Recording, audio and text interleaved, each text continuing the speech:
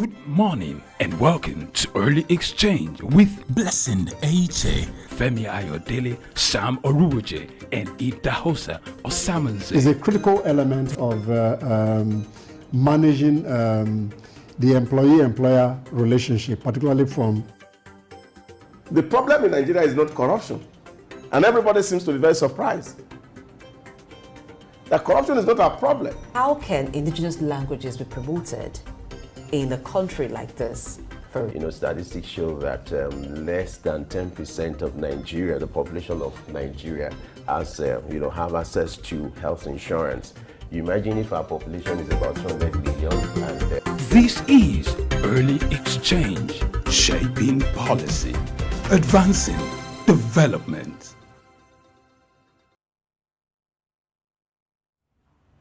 Good morning and welcome to Early Exchange. It's a Friday edition. I am Blessing Aiche, and today we're going to look at the food and beverage sector.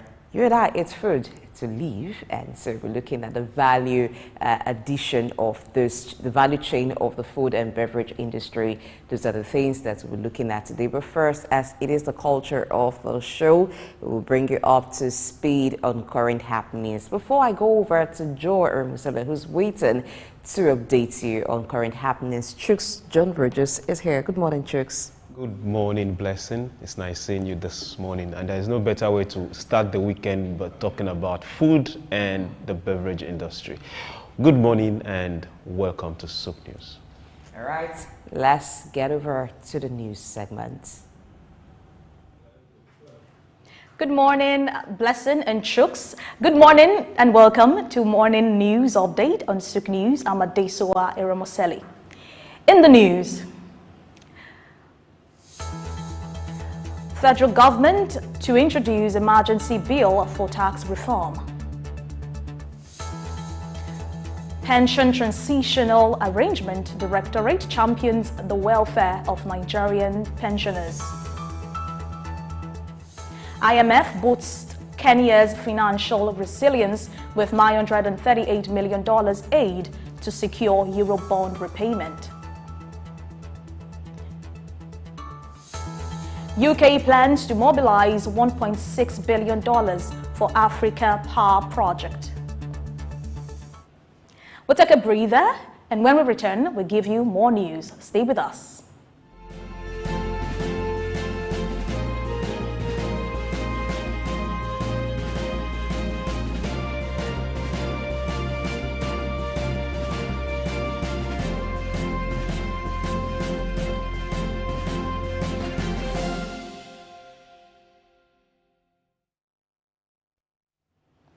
Welcome back.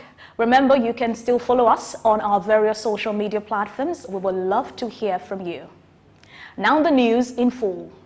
The chairman of the Presidential Committee on Fiscal Policy and Tax Reform, Taiwo Oyedele, says the federal government is set to introduce an emergency economic intervention bill to the National Assembly to amend various laws, including those related to tax payments in dollars. Oyedele noted that taxes such as petroleum profits tax and companies' income tax for foreign organizations will be affected by the proposed bill, adding that the objective of these amendments is to address tax reforms in the telecom sector and generate additional revenue for the government.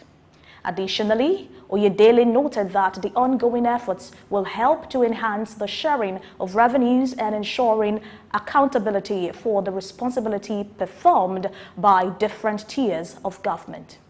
Similarly, Nigeria's Minister of Water Resources and Sanitation, Professor Joseph Telemon Utsev, stated that the country is set to harness the potential of its 12 river basins to alleviate poverty and enhance food security. He revealed this during a visit to the Upper River Basin Development Authority in Minna, Niger State. He also stressed the need for stronger collaboration with stakeholders to accelerate the implementation of the present administration. According to him, the tour aims to expedite the realization of the government's vision to lift Nigeria out of poverty and hunger. while commissioning various agro-tourism facilities, including a dam road, concrete reservoirs, and a heavy-duty equipment stand. He maintained that these initiatives are expected to boost the Upper River Basin Development Authority's revenue generation and contribute to the overall economic development of the region. Also, the Pension Transitional Arrangements Directorate has initiated steps to harmonize and increase pensions for all federal retirees, particularly those under the Defined Benefit Scheme. The Executive Secretary of the Directorate, Chioma Ejikeme, made these known during a recent meeting with the delegation from the Association of Retired Police Officers of Nigeria in Abuja. While stressing the Directorate's commitment to ensuring the welfare of pensioners, Ejikeme said the Directorate has revived a memo seeking approval for pension harmonization and security increment. She added that this Directorate has engaged with the Ministry of Humanitarian Services and Poverty Alleviation to streamline the disbursement of palliatives for fuel subsidy removal to the pensioners. Moving on, the World Bank has initiated the disbursement of the approved $800 million for the National Social Safety Net Program scale-up in the country. The loan is intended to support the Federal Ministry of Humanitarian Affairs and Poverty Alleviation in implementing a monthly cash transfer program for impoverished and vulnerable Nigerians affected by recent policies like the removal of fuel subsidy. Similarly, the program aims to provide relief and assistance to those in need following the launch of Conditional Cash Transfer Initiative on October 2023. Away from that, the Nigerian Upstream Regulatory Commission, NUPRC, has responded to allegations regarding the awarding of marginal oil fields, stating that it followed established regulations throughout the process. The commission, being a regulatory body governed by law under the Petroleum Industry Act of 2021, confirmed that it strictly adhered to the guidelines and did not award fields to entities that did not participate in the 2020 marginal bid. According to the head of the Public Affairs Department at the Commission, the 2020 marginal field bid exercise commenced under the supervision of the Department of Petroleum Resources after obtaining presidential approval. A total of 57 marginal fields were made available for bidding, and a transparent online electronic bidding system was utilized. Of the 540 companies that expressed interest and submitted applications within the set deadline, 482 pre-qualified companies participated in the bidding process, demonstrating a keen participation in the opportunity. The Economist Intelligence Unit says Naira is expected to experience further double-digit depreciation next year amid high inflation and an unstable exchange rate regime. The outlook for 2024 predicts periodic devaluations due to the significant discrepancy between official and parallel market rates, while currency adjustments in 2024 are expected to be less severe than in 2023. Major economies, including Egypt, Sudan, Ethiopia, Angola, and Nigeria, are projected to encounter double-digit depreciation against the US dollar. Despite these challenges, the body predicts that Africa will be the second fastest growing major region globally in 2024, trailing only Asia, which is powered by economic growth in countries like China and India. One of our top stories today brings attention to a crucial perspective on water, which everybody relies on daily. A renowned geologist and environmental scientist, Babawale Obayonju, has challenged the perception of water as a commodity. Instead, he advocates for recognizing it as a common good. Sook News reporter Grace Komolafe completes the story. The quiet hero that sustains our world is not just a liquid that we drink or swim in. Water is very peculiar to human existence. Hence, it requires more attention each passing day. A renowned geologist and environmental scientist, Babawale Obanyoju, has advised that water should be seen as common good and not a commodity as being perceived in certain quarters. Contributing to a panel discussion on water and sanitation on Souk News in Lagos, Obanyoju suggested that provision and access to water should not be left to government alone, saying that collaboration between communities and the private sector is essential. See, how can we support homes that already have existing boreholes? How can we synergize these boreholes and create a central point in new localities, in even existing localities, so that they be central distribution owned by the people, maintained by the people, and also distributed by the people, so that everyone has access to that water supply? That could be a possibility. To look, so it's something that we all need to critically look at and not think about the way the capitalist system has been built, that we need to commodify water, to put a price on water, that if you don't put a price on water, people would value it. It's not true. Because, like you said in your initial conversation, air, water, and food, these are things that humans water supply. Humans have the capacity to maintain it. And I believe that if we continue or strengthen that system of seeing water as a common good, where it's shared by us, we can look at systems that can help us provide water for ourselves, manage it for ourselves with the support of the government, our incentive of the government. That is one of the way out. The expert also drew attention to the quality of water accessed from boreholes, noting that such form of water need to be tested scientifically to ascertain whether they were clean. Scientifically, I think scientifically, the way to test if water is actually clean is to take it to the lab. Once I visited South Africa, Genadendal, the water I drank was brown in color. The town drinks a brown colored water, but the water is clean. So the color, that it beats that scientific definition that water has to be colorless or to be acclaimed to be clean. So the true test to know if the quality of water is good or not, is take it to the laboratory. And it's part of why we have children we are training in school who are science lab technologists, who are microbiologists. We should begin to use the knowledge of these people we are training, our children we are training, that we are sending to school, to begin to look for new ways, accessible ways, cheap ways for people around their community and their homes to test for water. So testing.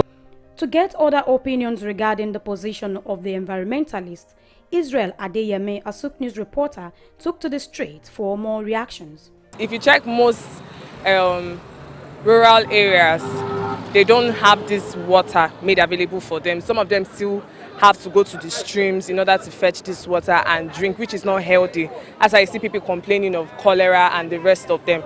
So if the government can make more available boreholes and make sure that these waters are being treated, to ensure that the waters are being treated for most communities, I think that health issues that people complain of will reduce. So I think we need to go back to the old system we were doing before.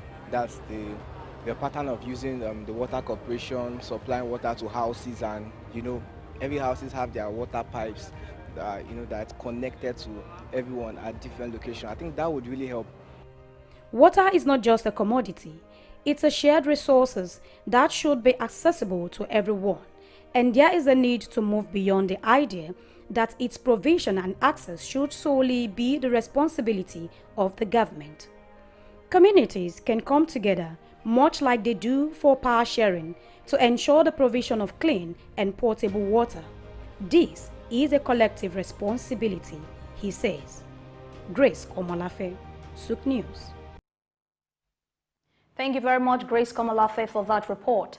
Away from that, history was recorded on Thursday as the Director General of the Nigerian Broadcasting Commission, NBC, Charles Ebuebo, paid a courtesy visit to Souk News official complex located at the Necom House, Marina, Lagos. The DG, who came with some of his officials, were received by President Femi Walsh Media Limited and the owner of Souk News, Ambassador Victor Walsh Oluwafemi. He applauded the state-of-art facilities at the station and advised media practitioners to engage in developmental journalism for the overall development of the country.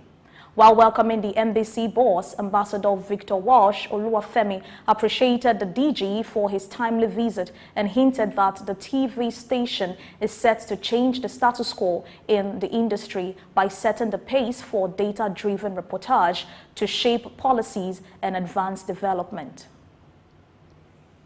We'll take a breather, and when we return, we'll bring you the rest of the news. Don't go anywhere.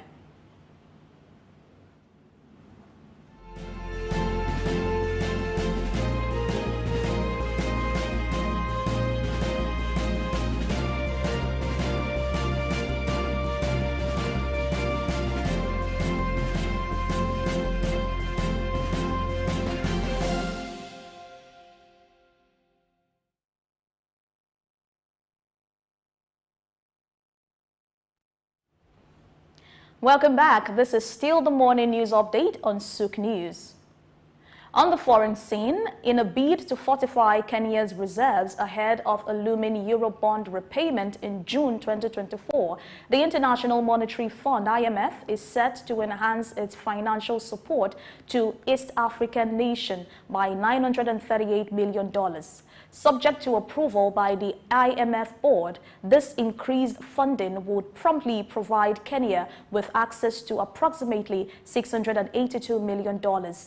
The move underscores IMF's commitment to assisting Kenya in navigating economic challenges and ensuring financial stability amid impending financial obligations. Now to the Middle East. Dubai Future Labs have signed a partnership agreement with Airnan Aviation at the Dubai Air Show 2023 to support the development of unmanned aerial vehicle technology in the transportation and shipping sectors. Under the terms of the partnership, Dubai Future Labs will provide support for several of Airnan's innovative unmanned aerial vehicle projects, which include funding for research and development, as well as access to Dubai Future Lab network of experts and resources. Similarly, the partnership is expected to further enhance UAE's position as a global hub for testing, development, and deployment of unmanned aerial vehicles. Elsewhere, Sonos Incorporation, a prominent American audio company known for its smart speakers and sound-related products, is streamlining its product development organization, resulting in job cuts. The announcement was made by the Chief Product Officer, Maxime Bouvet-Melin, to employees in a mail after the company's quarterly earnings report was released earlier this week. Although the precise number of roles to be eliminated was not specified, the move reflects the company's ongoing adjustment amid its foray into new product segments and recent changes within the smart speakers and audio gear manufacturers. In another development, while many in Silicon Valley believe that wealth generated by artificial intelligence could be distributed to those affected by its impact, Microsoft's prime unifying scientist Jaron Lanier has expressed concerns about this approach.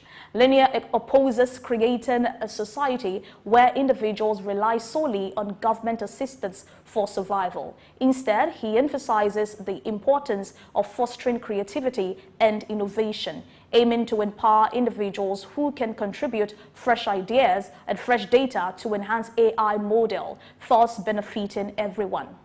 Rather than creating dependency, he advocates for a society that cultivates diverse skill sets and encourages active participation in shaping AI technologies. This way, individuals can contribute to the development and improvement of AI systems, leading to broader benefits for the society as a whole. We move to the energy sector, where the Renewable Energy Performance Platform is set to generate $1.6 billion to supply electricity to 16 million people and businesses across Africa. The platform, supported by the UK government, plans to secure $230 million directly and collaborate with other financiers to establish small-scale power plant, mini-grids, and home solar systems in some of the continent's economically challenged nations. The project has so far received an initial funding of $50 million from the Green Climate Fund and an additional $50 million from the UK government. Finally, the Deputy Governor of Hungary says the Apex Bank has decided to maintain its current strategy of gradually reducing interest rate, even if the decision seems to defy government pressure to accelerate the pace of monetary easing. Citing global risk as the major factor that argues against implementing faster cuts at this time, he explained that the current economic environment supports the ongoing reduction of interest rates in increments of 75 basic points.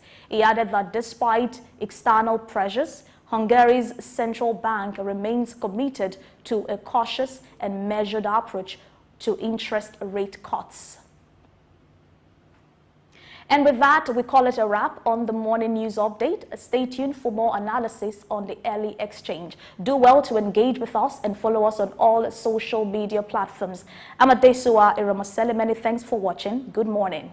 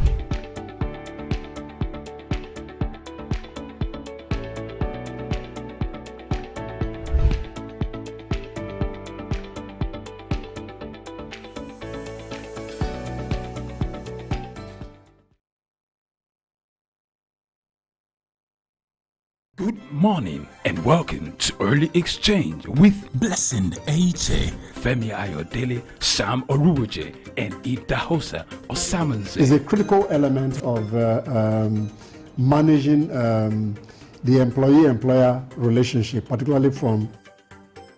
The problem in Nigeria is not corruption, and everybody seems to be very surprised that corruption is not our problem. How can indigenous languages be promoted in a country like this? Statistics show that less than 10% of Nigeria, the population of Nigeria, has, have access to health insurance. You imagine if our population is about 200 million. And this is Early Exchange, shaping policy, advancing development. All right, welcome from the news. It's still early exchange on Soap News. We will dive into the news and get to analyze some of the things and the news you heard this morning. My name is John Rogers Chooks, and Blessing is also here, and seated right to my extreme left is no other but the wise one. Sir, good morning. Choose good morning. You're welcome. Good morning, sir. Blessing. Yeah, you look weekendish. I think you too, you are takeawayish. I think it's a whitish something this Saturday morning. Saturday? Oh, he's already in Saturday. I'm in Saturday mood already. He can't even wait for Friday to end. Let's start with a news on pension. This kind of touches home. The Pension Transition Arrangement Directorate has initiated steps to harmonize and increase pensions for all federal retirees, particularly those under the defined benefit scheme. Sir, for years we've seen our pensioners cry and some die, all in the bid of getting what is due to them. Now we are hearing that pensions will be increased, and we're also seeing agencies different from the ones we used to know. Is this something that is normal? We're supposed to just, at the end of the day, you're done with work, your pensions just come. So why do we just keep having new boards, new agencies? Well, I don't think it's, you see, when the Pension Act 2006 was signed, some people were already on their way out of service. Okay. And so the pension didn't really capture them. And they are still alive, they are living. And so government owes the old obligations to them. As they've retired from service, but government is still paying them. But it is those ones that the new law captured, the Contributory Pension Act captured, that when they go out, of course, they can take their pension. But for these ones that had already served government, and the government had commitment to them, the need to also manage them becomes real, very critical. If you look at it, for example, somebody who would have retired in 2004, and imagine the kind of minimum wage that was at that time and the level of wage he will be earning, what pension is taking today, it will be an eyesore. So if these people must live and haven't contributed heavily to the building of the nation, it's just natural and wise thing to do to review the kind of pay they currently collect. And I think that is what the agency is trying to do. Okay, I highlighted something, said harmonize and increase pensions for all federal retirees. Yeah. All of them. Yeah. Now, apart from the increase, and I hope it's going to get to them. Well, getting to them is one thing, and I think the whole issue here brought down on revenue generation capacity of the government, and if government has enough money, and I think that government will naturally prioritize those to be paid. This is where I keep talking about increasing the size of our cake so that we can do what is needful. About harmonizing the pension scheme for all federal retirees, you find that there's a difference between the way pension is run depending on the parastatal. So I guess that's what they're also trying to harmonize. Why you find it going very well for some federal government parastatal, they receive pensions, or the retirees from that parastatal receive pensions on time, and then from time to time there's also an upward review of the pensions. It doesn't happen in other parastatals. So these are some of the issues that they may want to harmonize. But gladdening is the fact that they want to increase the pensions, because as Dausa has rightly said, someone who retired several years back, even that of maybe 2004, is still even early. Some have been retired for several years, and maybe at the time they retired, the minimum wage then was so low compared to now, but they still receive that. So increasing that, I hope it's not going to be a one-time thing. It's going to be something that we're done periodically, maybe a reflection of what the current wage is. So if maybe sometime next year there's also an upward review of workers' salaries, then there should also be an upward review of the pensioners' of pension, because they also go to the same market, and the same economic challenge applies to everyone. So it's something that should be done periodically, not a one-off thing.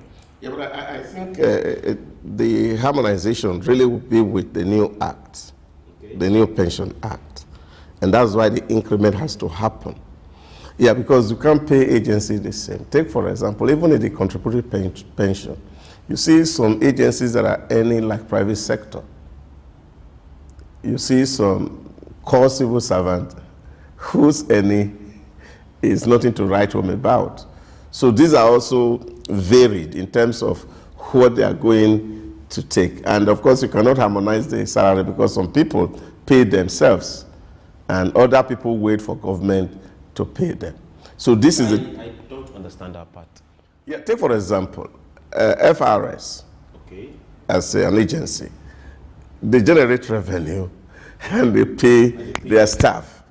So, and they are not on the normal civil servant pay structure. You find that in CBN, you find that in NLPC, and some agency of government that are revenue generators. So this is different from core civil servants that have this minimum wage flat level of pay. No wonder they have more applications for jobs. Yeah, you want to switch over to that. You said something about increasing the cake. Yes. Let's go to... Building more cake. Yes, a bigger cake so that they can accommodate all of us. Okay. I think everybody will come with their knives then. The Nigerian Minister of Water Resources and Sanitation, Professor Joseph, stated that the country is set to harness the potentials of its 12 river basins to alleviate poverty and enhance food security. Our Ministry of Water Resources is one that is well funded. I can hit my chest on that. And they've had very good, pronounced good ministers over time. Several of them, once they are done with ministry, a lot of them go to the State House, either becoming head of, taking charge of the president's staff and all that. Now we keep hearing allocation to these water basins, which is very, very pronounced. Now they are saying they are going to really look into it and get these jobs coming. We have 12 of them, right from the north down to the east. I don't know if you had worked in the Nigerian Basic Commission before. You are serving that ministry to beat your chest to say that the budget comes. They are very well funded. I think it's one agency that we have really not paid so much attention to. That there's a whole lot that needs to be done in that regard, especially with what we do with our water. Because water for us is also supposed to be a national asset. And in find we have not commercialized it, so to speak. Should we? Yes, it should be commercialized. And in other climes, people don't just take water. Because water is a non-renewable form of resource that a nation has. So if you allow people to just use your water, and then of course they take the water out, then of course the water dry out. And this is the issue that we're actually facing in the Chad Basin as we speak. That the water, of course, you had used it for irrigation, there was no control, no rules, and then of course the water is dried. Now what do you have? You're seeing that in the whole of the Northeast, the rate of desertification is massive, which is chasing people away from their natural habitat and pushing them down, which is also responsible for some of the land crises that we have had, the farmer headers crisis, because people who are here to live in those parts of the world are moving now into the middle belt, and this creates a crisis of migration. And this is because that water resources was not properly managed.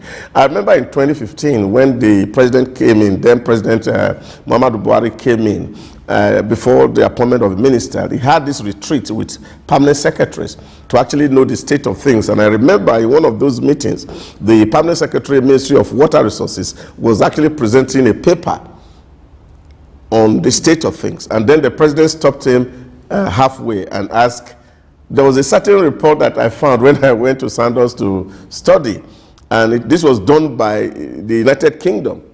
And they did the research, and they said that the Chad Basin was going to dry, and they were trying to hazard a guess of its impact on both Niger, Chad, and Nigeria.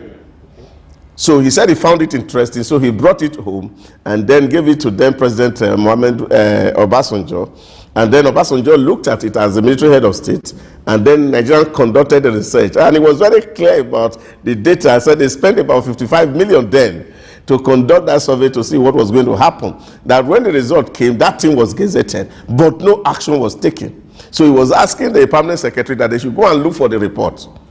So these are the issues that you see around the management of the body of water in Nigeria. And I think that we need to do a lot more in terms of harnessing the resources, the water resources around us, and see how much money we can make out of it. And this also had the potential of actually taking people out of poverty.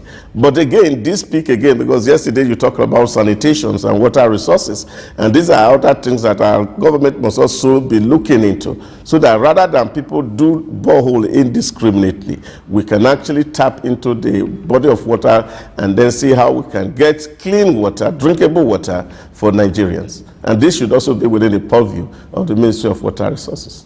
Yes, you said it all, because just 2 days ago, we talked about water resources, water and sanitation. So it's a challenge, but we have the resources if it can be used very well, and if it's a common pool, because a lot of commercial water factories that we have, they have access to these water basins as their resource, and people do whatever they like with water. But if you have the agency managing the activities around the river basins and all, then it helps us maximize the potentials that we can that comes from it, and helps us also supply the needed water for our daily consumption. But I don't know if the ministry can work with the water corporations that we used to have, or maybe a revamp of those corporations can be done, so that we have maybe a central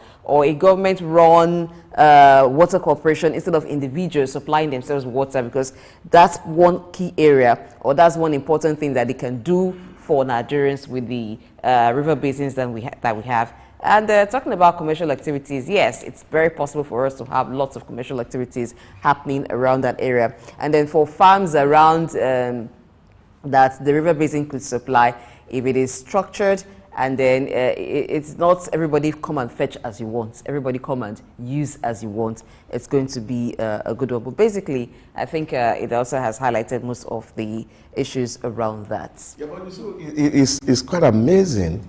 I remember late in the 70s, early 80s, even in the remotest of village, as far as my village was concerned, you turn on a tap in the street and you see drinkable water. You can feel the chlorine inside, healthy water. And this was almost everywhere. All these channels. I remember traveling close to Benin Republic, around the Idiroko border. I saw pipe-borne waters on the streets. And we're looking at 40 years after. We are relying on borehole. And even in that my community now, they are digging well to gather water to drink. What happened to the water that was there before? Of course, the pipes are still there. The what they call it, the tanks are still there. Yeah, but the real issue is then, of course, there was not even electricity, because they were pumping this water with gas. From the waterworks? Yes, from the waterworks. And then all of a sudden, we can't see the water. And then, of course, people are still working in the water corporations. It's unbelievable. Okay. I hope that you can reawaken some of these things, because it's not looking like rocket science to have it happen. Clean water is so unbelievable. Okay, let's look at the business part of the water basins.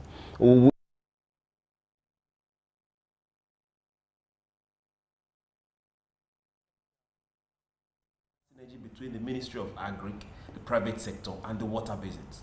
Ministry of Water Resources, water basins. Then we also, the tourism industry. Because if you remember, some years back, we used to have Agungu Fishing Festival. We used to have one other festival in Osun State. We used to have several of them. Apart from the fishing, tourists also came into this country. And all these water basins contributed to this particular business. And it was thriving. People had jobs. There was money for those within those communities. Can we look at going back to this particular template that we've left behind in pursuit of oil or quick money? Yeah, you see, this is where yesterday I was emphasizing a whole lot on strategy. Because the way government is currently constructed in Nigeria, everybody is doing his own thing. And then, of course, everybody wants to impress Mr. President. And people really don't sit around table to say, what exactly do we want, so that we can pull resources together and channel it to one goal and achieve a common result. This is what seems to be lacking in our environment. People are not working in synergy, as Chooks put it. So you see one ministry doing something and another person counteracting what this person is supposed to be taking as a gain, because everybody has become a revenue center. We are driving to see how we can say, oh, I earn more revenue, we are doing more than this other person. But of course, we are one nation under one government. And this is where the real challenge is for me as a people. Why is it difficult for people to really sit around table to see what exactly do we want, and how does each ministry and agency fit into this conversation?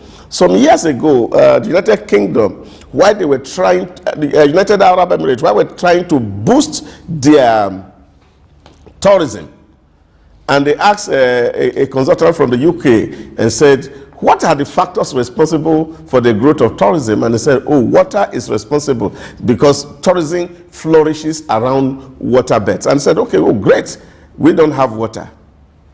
The length of water we have is just 36 kilometers. And then they started to think how they can generate water. And that is what led to the building of Palm Jumeirah that looks like a palm tree, where they were able to channel all their waters and put them in different branches. And now when you go to Palm Jumeirah, you will be shocked and you will think that it was a natural waterbed. But this was a design created by a city that had no water. But yet we have body of water, ability to actually think and see how we can make good use of this water to generate resources for us. It seems missing, because I have said this over and I will not stop talking about it. Most Nigerians have made government their God. And let's not forget the pollution activities that happens around the water. You mentioned the aquatic life, fishing and other activities that happens around the river basins. Some of these water bodies have been turned to a kind of reception for waste. Industries channel their waste to rivers. People by themselves take their waste, dump in rivers, because people have the mindset around here that the river cannot be polluted. It flows. So as it flows away. It flows away the waste to a different part, and then fresh water emerges. How they come by that thinking and how they go about doing things in that direction is something that I cannot actually pin down. But you find a lot of pollution activities happening around the rivers. Even if you go around Lagos and look at the sea and look at the ocean, you find a lot of debris, a lot of dirt around it. So these are part of the things that we should also be looking at, because they too can threaten whatever a tourist attraction, whatever commercial activity that will want to happen around there. So if the basins are poisoned without control, over time you won't have any life underneath. Do I give you a shocker? About 4 months ago, I was across this marina to one village here, and I was giving them a lecture on the importance of making their environment clean because of the huge economy that is around it. But you see, because people who live around waters, especially in this part of the world, are completely ignorant of what they are doing to themselves. Take, for example, just talk about dumping inside the water, and I asked them, you see, this thing, there's a whole lot of recycling technology that is going on. So those things we are throwing away actually money in the first place. But the bad part is that if you look at all the surveys that have been done on water, you see that what plastic waste is doing to aquatic life is horrible. Species are dying off because they eat these things and they die in the water. And so even the economy of the people around the water is suffering because of their activities. And I think this is just a deliberate thing that MPH should naturally do from time to time to see how to sensitize the people around the water. You see, when you are talking to people and you are saying, please don't dump waste, it doesn't make sense.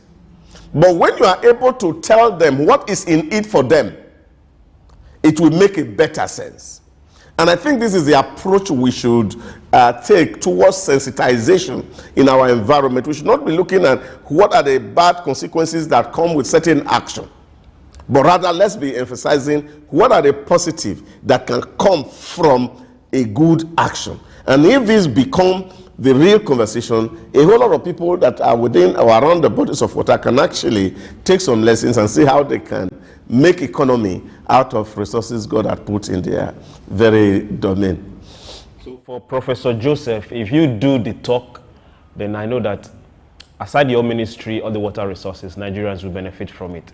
Let's leave some of Nigerian stories and go somewhere to Dubai. I don't know if we saw the picture of that flying car. I'm calling it basically what it is. You saw, let's leave it, it's not a drone. You saw the flying. Technology, it's something else. Now they have gone beyond oil, they have gone beyond biotech, they have gone beyond the blockchain. Right now, they are bringing tourism to a new dimension. The mere exhibition of those kind of technology will make you want to go to Dubai, even if you're not buying, just to see, just to witness. Now they are exhibiting. This is not the first time, this is not the second time. This is more like now a ground for exhibition of innovations in drone flying cars. How can we just copy something nice? Well, you see, vision is everything. I don't know if you have read a book by Sheikh himself, My Vision for Dubai. And one man who sat down and looked at the desert and all the problems around it and said to himself, I have to turn this thing into an opportunity. And you see, this is the legacy that you can find in the UAE, that one man had a dream that things can be better no matter how bad they are.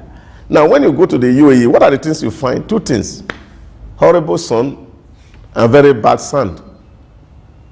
These are the two things that you find in the whole of UAE. They don't have good sand, they don't have good soil for planting, they don't have water. In short, in the last 3 years, I'm not sure that there's been a natural rainfall in the whole of UAE. They only seed water. They seed rain. You see, this is the things that you find. And nobody is complaining, everybody is thinking. And the United Arab Emirates government, the question they always ask is, what can we do? I've said it to our public officers. In short, it's a matter of policy in the UAE, for example. If you are working in a place and in a year you cannot contribute 2 ideas that can make your work good, you will be redundant. That's to tell you the level of thinking. This is where these innovations and thinking are coming from. Because for you to earn a promotion or a pay raise in the UAE, you must be able to contribute at least in a year, every 6 months, 1 idea that can make your work better. Now the governor come and ask, can we do this? He says, no, it's not possible. Say, why? It has not been done anywhere. Say, that's the reason why it had to be done. So they are always setting bounds for themselves. And don't forget, this technology are not indigenous. Yes, they are not. And this is where, again, as a nation, we fail by the kind of narrative we carry. And people are talking about, local content. Local content. What's stupid about local content? You don't have ideas. You don't have innovation. You don't have creativity. You are talking about local content. These people have opened up their space. There are 10 million people living in the UAE as of today. Only 1.5 million of them are native. And the rest, 8.5 people, are working for the 1.5. And that's kind of thing. They are not looking for anything. All they just want is that let people come. They open, they allow everybody come, work for us, and make life good for us. And that is what you are seeing. So they are bringing in technology from everywhere across the world. Even things that, of course, you think that they are not even good at. Look at the volume of investment they are doing in sports. After Formula One has opened up that whole space, now they are moving even into football. So this is what you see, a government that has clear direction. And you see, this is the point I was telling you, Chooks, yesterday. We should stop dissipating energy in every direction and focus on one direction and channel all our resources to build one thing that is working, rather than invest in so many things that are not working.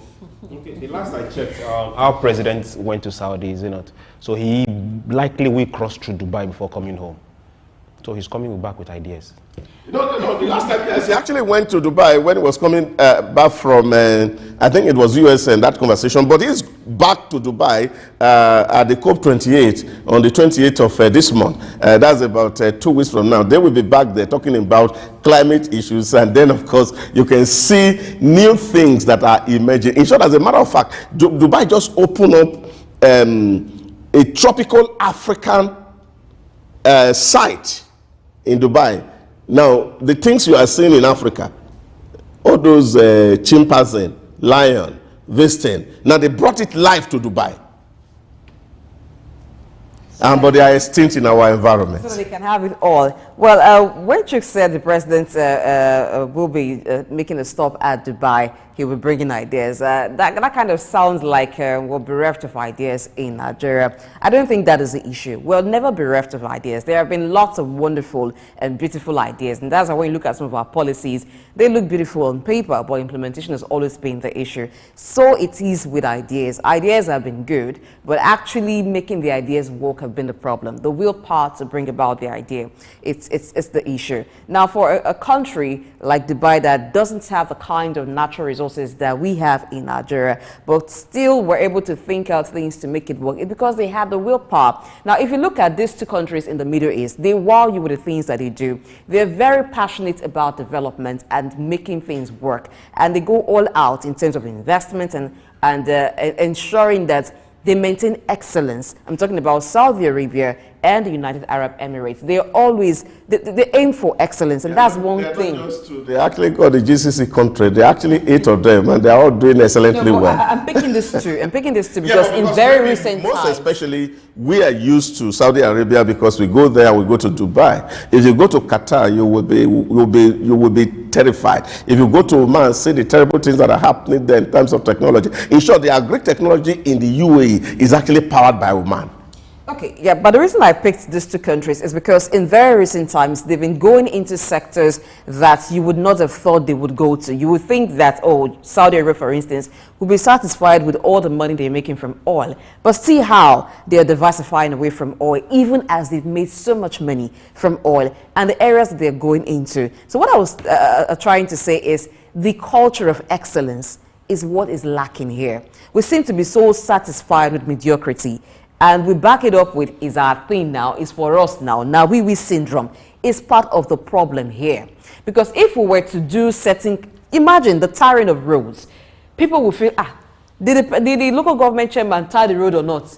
At least we can pass through it. And then we have a way of comparing failure with something that just happened. They tell you the person who was there 4 years ago, he didn't do anything. At least this one has done the one that graded the road, even if it's not tarred. But we forget that so much more can be done. If we begin to aim for excellence, then we can do good things. And then for local content, yes, there are aspects that Nigerians are good at, that they can do. And you find that we are involving expatriates. Those are part of the areas where people clamor for local content. But I don't think that we've always been that people who say, oh, we must do it by ourselves. We have lots of expatriates. We have lots of foreign hands and the use of foreign technology and ideas working here. But again, the problem has always been that lack of excellence in all that we do. Somebody was saying one time that Nigeria is not the only country where you find that you have corrupt officials. But what is the difference in other places? As corrupt as they may want to be, they still want to do an excellent work. Yeah, but you see, the real issue here, and that's why again you go back again to the issue of our culture, is a cultural practice. You see, when people do things and there are no consequences, then of course you can relax. When you go to places where you commit a crime and there are consequences, and as a matter of fact there is nobody to call, you will just naturally sit down because you don't see the government. You don't know who is the ruler of Dubai. Why are you going to see him? What are you going to go and tell him? It's not possible. There is nobody to call. In Nigeria, there are so many people to call. And it is this cultural value. You know, we call it be our brother's keeper. So even when things are bad, you still have to find a way to cover them up. That is the fundamental issues that we are passing through. So, brother, I make a mistake. Okay, we find a way out of it. I think I know somebody here. I call it telephone. I take somebody here. I call it telephone. We are all begging around. In the UAE, if you commit a traffic offense and the police come and they come to your vehicle to issue you receipt and say, oh, I'm sorry, the fine doubles. The fine doubles naturally. Because it suggests that you're trying to dig your way out. Intentionally. They double the fine. If the fine is supposed to be 300 dirham, you will receive 600. So when you see police coming and they come near your car, just do like this and be looking at him and take the receipt with the whole of gladness. You don't need to go and say, please, I'm sorry. Now when you see somebody committing traffic offense and is still having the mind to say, I will call the governor for you. Do you know me? These are the issues. So how can you make progress in this kind of a climb? You can't make progress. We always have somebody to talk to. And this is our undoing. And I think when we get beyond this point of always having to get people to get off the hook without paying the price for the things they do, we will naturally do excellent work. Okay, so when you park in the wrong place and last mile wants to tow your vehicle, watch gladly. Is that what you're trying to say? That's what I'm saying. No, a sinner, you should pay for your sin. No sinner should go unpunished. Okay, thank you very much. Thank you very much. So Nigerians, let's get things right. Let's work excellently, let's deal excellently, and let's move this nation forward. We'll be going to our topic, but before then, let's go for a break.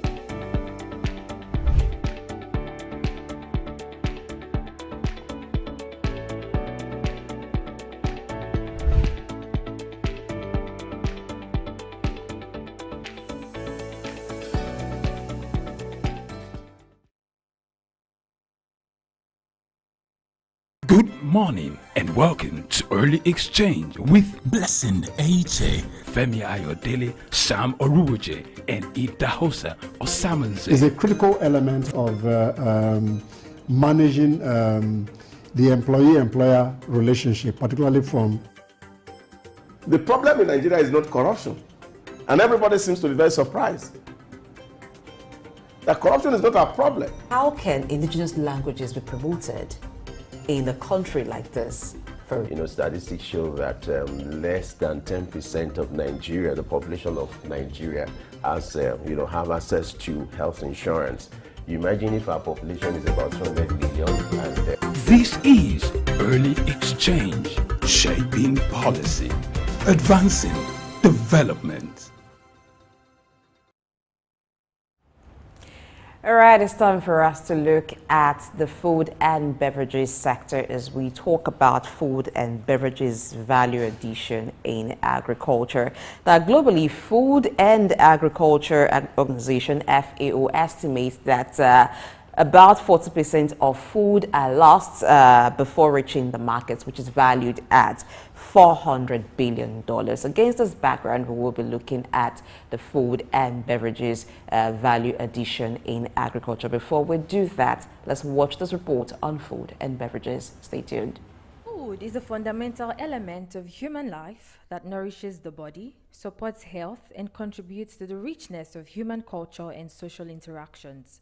The food and beverage industry, housing various sectors, plays a vital role in meeting the nutritional needs and culinary preferences of people around the world, offering a diverse array of products and services from raw agricultural products, processed foods, beverages to ready-to-eat meals, snacks, and specialized culinary.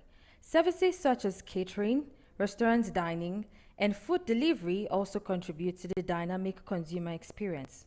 As technology keeps transforming the world, the industry is not an exception as customer experience and supply chain management becomes more easier with the use of online platforms, personalized nutrition apps, and smart packaging. However, disruptions in the supply chain due to global events and climate change pose challenges in production, distribution, and pricing. Adapting to changing regulations in food safety, labeling, and sustainability requires continuous research and development efforts. Swift changes in consumer preferences demand ongoing innovation to cater to diverse tastes. The future involves enhanced technology integration, such as AI in production and advanced analytics for market insights. Globalization also offers market expansion opportunities, but companies must navigate diverse cultural preferences and varying regulatory environments. Addressing challenges, seizing emergency trends through adaptability, innovation, and a commitment to sustainability will be a key to maintaining success in this dynamic and competitive space. Alfreda Ambebasi, Souk News.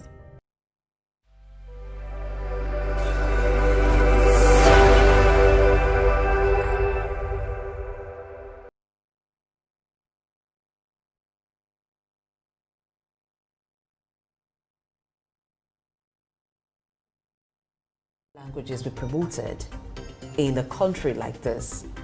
Statistics show that less than 10% of Nigeria, the population of Nigeria, has, have access to health insurance.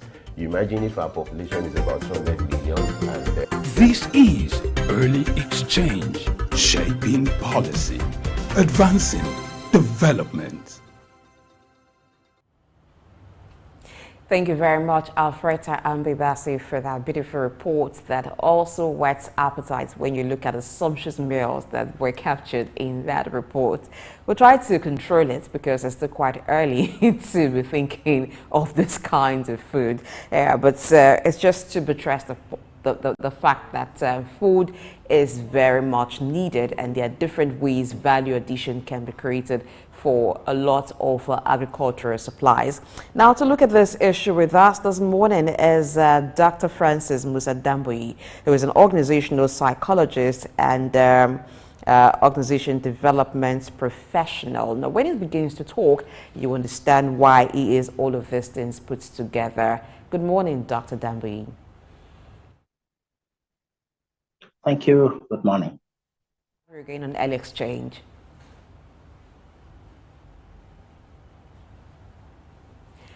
All right, let's look at food processing as one way to add value to agricultural produce. Earlier, when I introduced the discussion, I mentioned that the Food and Agriculture Organization, FAO, estimates globally 14% food losses before they reach the market, which it puts together is valued at about $400 billion.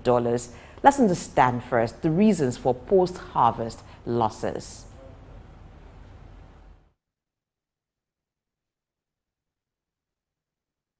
Thank you. Thank you. There seems to be like a lag. Certainly, the market is large. The market is huge. It's a given there. I mean, we're humans. We live on food every day. Literally every 5-6 hours. Generally, humans would eat one thing or the other, and in between, there are a lot of other things that we consume as well. Processing is key and central. That's part of the value chain, and that's where you have value addition. And that's where you really get the benefit therein in any product. So yeah, processing, particularly in horticulture, all the vegetables and things for us here, and things like in yam. Cassava, of course, can last long, but there are a lot of things that we need to process. By processing, we mean we need to transform a particular product from what it is to what it should be, the varied forms it is. You can pick granules, you can pick maize, you can pick tomatoes or vegetables. From a tomato, you can have a variety of tomato purees and so on and so forth. And you can package them in different forms. You can pick spices, the same thing. You can combine a variety of spices to have a particular blend, a particular product of yours. You can pick, say, the fruit trees, the fruits generally. You can have tens of thousands of different combinations of fresh fruits, fresh drinks at the end of the day. No additives that are healthy to us. Yeah, certainly you need the processing capability. Chicken, you can definitely be able to go ahead and process chicken into various products, 35 different products in a chicken. In a cow, 55 different products. In granules, 17 different products. But without processing, you lose it, vastly lose it. Agree that food processing helps to create value addition in all aspects of agriculture. But why are we not doing so much of processing in Nigeria? Very good question. It's really frustrating. It's a huge loss to the farmer, to the individual, huge loss to the system, huge loss to government, huge loss to our GDP. I mean, we're projecting, Goldman Sachs is projecting that we will soon be a $3.4 trillion economy. The only way we can go is to industrialize. We're not, because of a variety of reasons. We may argue that, yeah, some would argue that we are RWA. We're ready, we're willing, we're able. But some of us would argue that we're not ready. We're willing, okay, but we're not able. Mentally, genotype-wise, intellectually, yeah, we may be, but in terms of preparedness, reality on the ground, we're not able to. And the reasons are because of a variety of things. We don't even know the market we're going to go into. Do we even know our products? What's the value proposition? The product value proposition that we have from a variety of things. What are the competition doing? Where are the competition engaged? What is the market that we're going to be going into? What are the needs of that peculiar market? What are the entry barriers? First, we cannot even exit. Another reason why we're not, if you like, processing is government policy, government direction, decision making, costs, infrastructure, absence of simple basic thing. We've been going on and on and on about this. electricity. No nation on earth ever develops without electricity. And the size of your GDP is commensurate to the amount of electricity energy you generate at the end of the day. So yeah, there are many barriers. It could be the vision itself, it could be the individual itself, the excellence that we keep talking about every now and again. It could be resources, a variety of resources, infrastructure, the ports. So there are reasons why we're not processing, because we don't even have, if you like, the simple basic thing as financial strength, the banking. All of these are some of the reasons that are, if you like, holding us back, and we're not able to process and take the full advantage of the value chain. Thank you very much, sir. Now let's go local. Let's go very, very local to the basics. Information is key. And if we go to the villages, let's look for those, well, almost every part aside the Sahel side of the country. Most villages farm cassava and is a staple to them.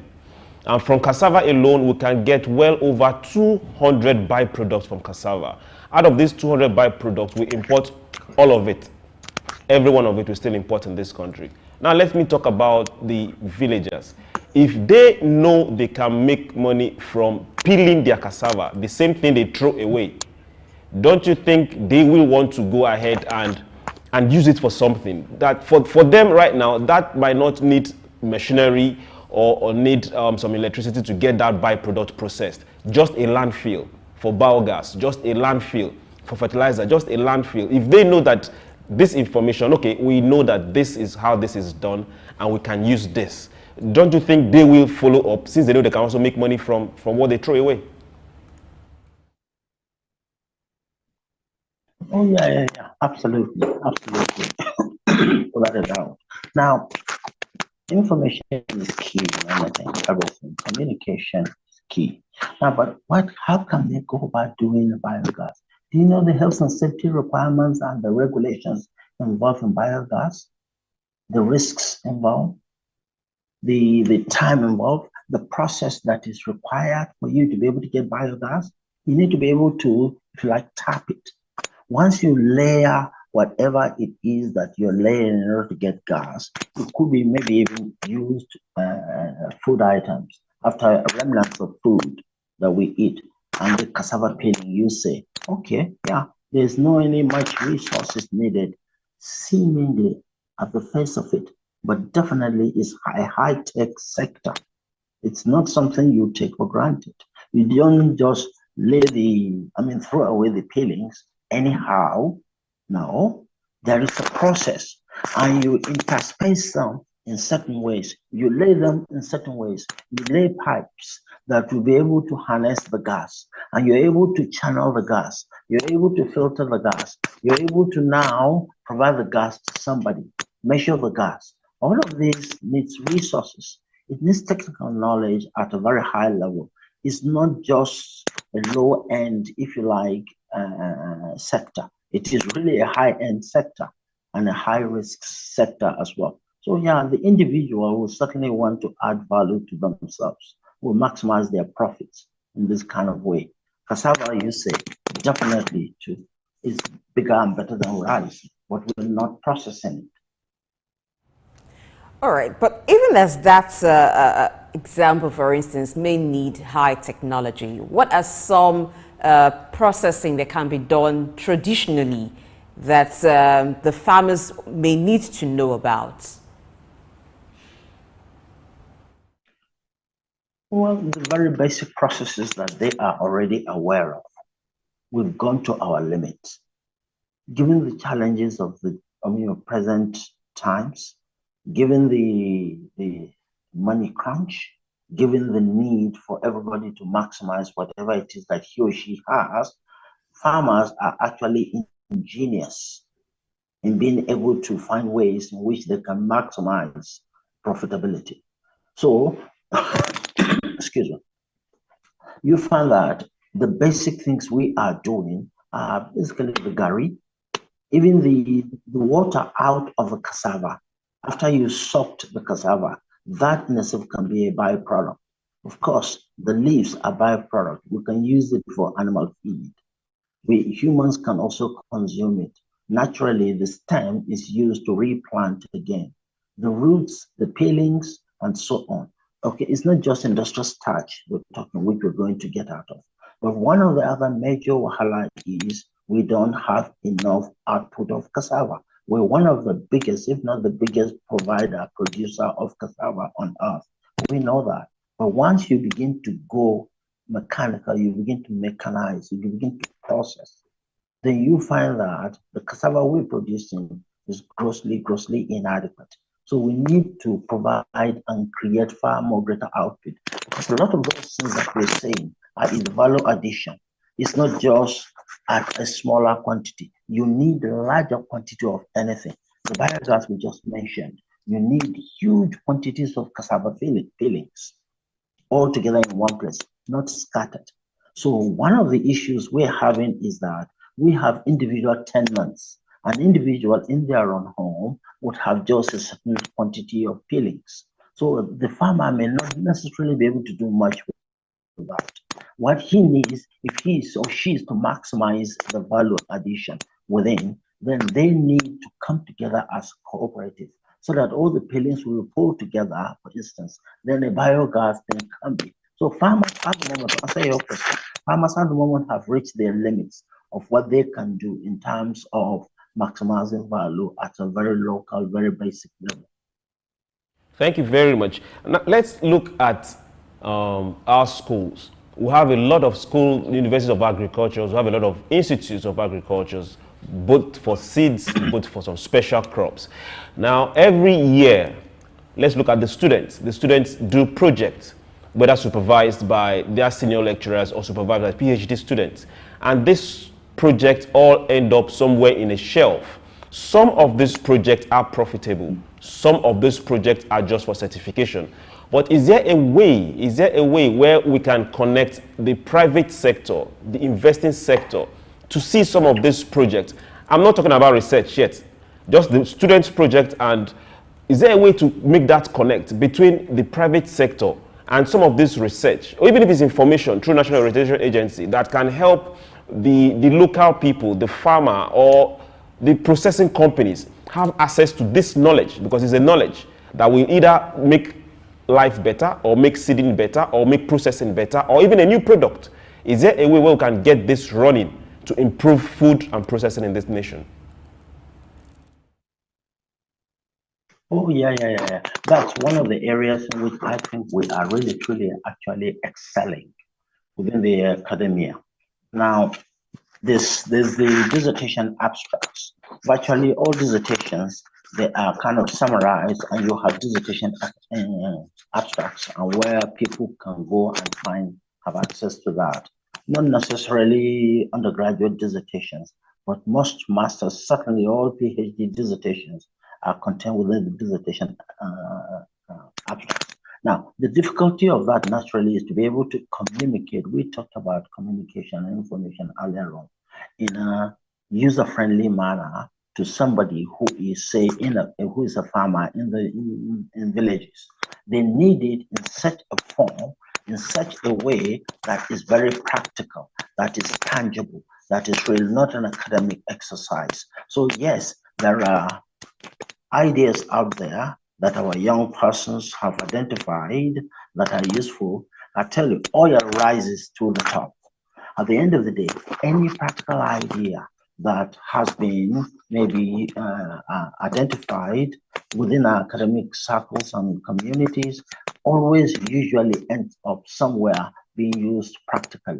At the end of the day, it might not be used as wide as we would want it to. It might not be taken further and developed more into something more tangible, maybe, but definitely ideas are always utilized. They're not just shelved. Somebody somewhere utilizes it.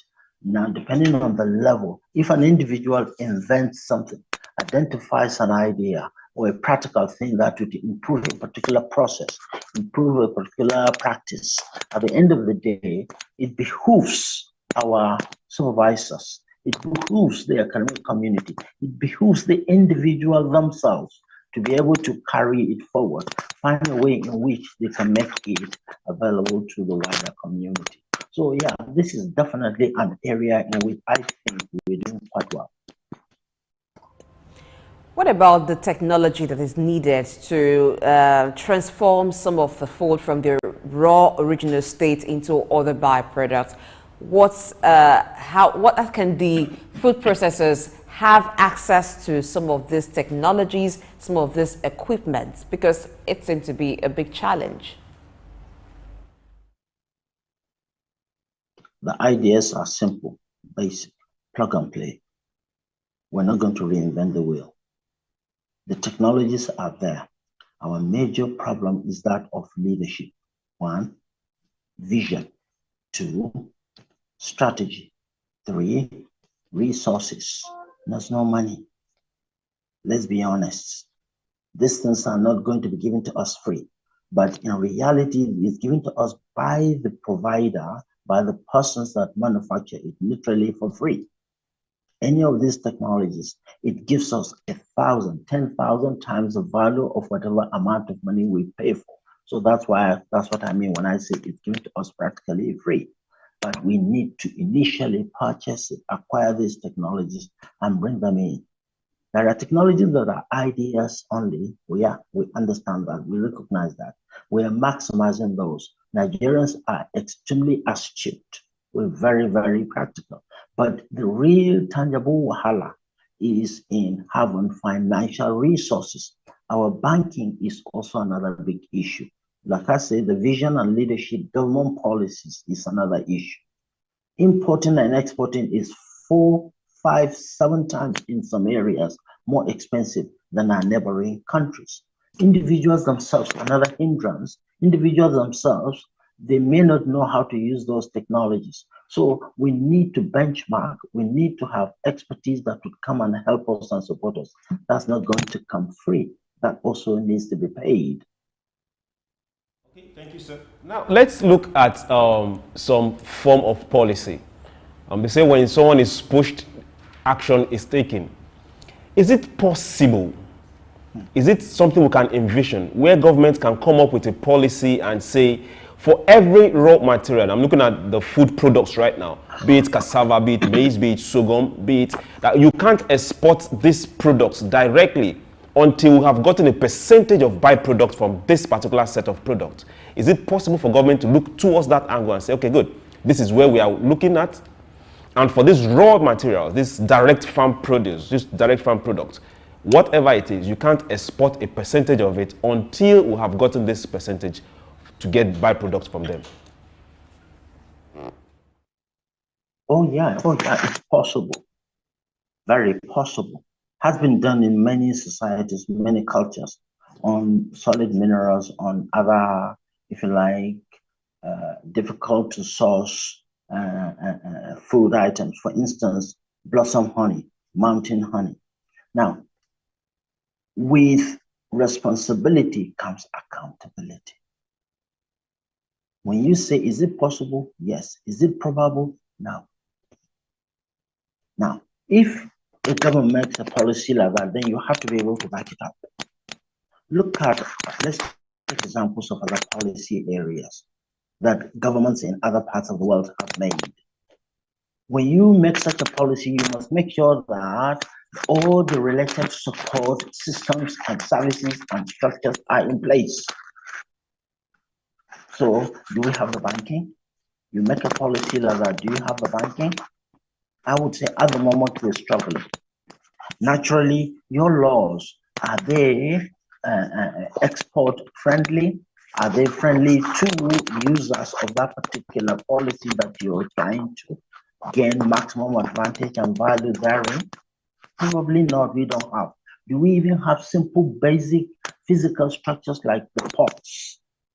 So when you make a policy like that, you have to have systems in place. You have to have structures in place. You have to have expertise in place. You have to have support systems in place. You have to have ways of implementing it. Look at simple basic thing. A loan, a simple basic loan that we give out, we cannot even follow through to ensure that the loan is actually given to the recipient that is intended. or followed through to make sure that it is used. And we're talking about value addition in processing. Indonesia, for instance, they decided to, in one given year, only 2-3 years back, in one given year, stop the export of a particular commodity. Still, they suddenly were forcing individuals to what? To process steel. And they became one of the biggest stainless steel provider. And it provided added value to them. It used to be 1B, now it's more than 25 billion in just 3 years.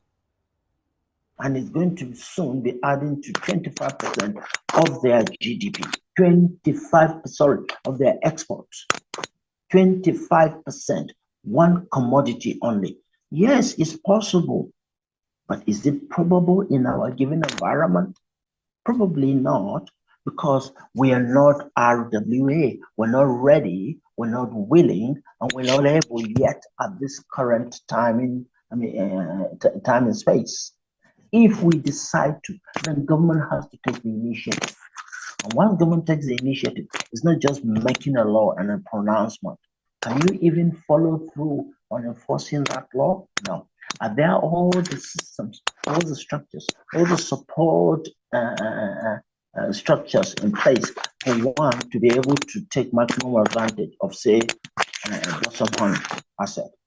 What can we even export? What product are we talking about? To which market? So you cannot just make a policy like that, a blanket policy like that in a vacuum. You have to root it.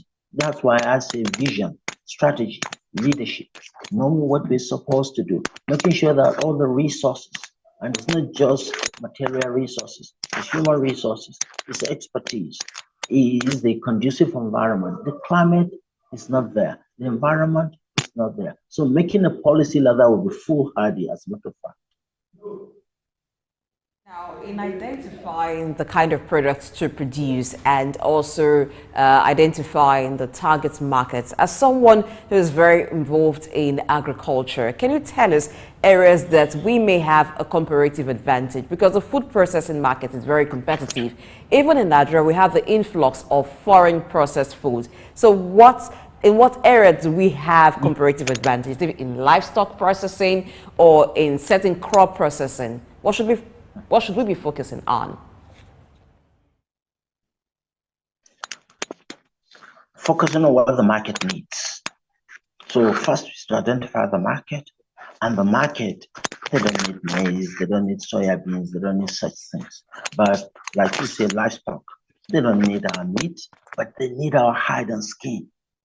The hide and skin of our cows is one of the best on earth. It's matured hide, sun-baked hide. Sokoto area, Katsina area, Maiduguri area, the far north area where cows are grown. Those hides are used by high-end Mercedes-Benz cars and Ferraris and Lamborghinis and the Audis and the BMWs. That's one. Blossom honey, I mentioned it. Mountain honey is one of the best. We have one of the best on earth. Our ginger, the potency of our ginger is second to none on earth. Benny seed is another aspect, another area that we do. The cassava we're taking for granted. Do we know what industrial starch can do to the world and to us as a nation? That GDP we're talking about, the 3.4 trillion naira we are aiming and working towards.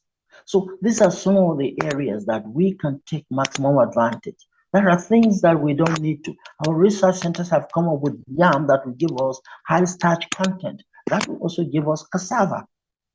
So the normal basic run-of-the-mill type, ordinary off-rip type product, no, we don't need to bother. But we need to identify first our market. Then we see the value addition in those products that those markets need, how they need it, what are the levies there, what are the quotas there, who is providing, who are the competitors.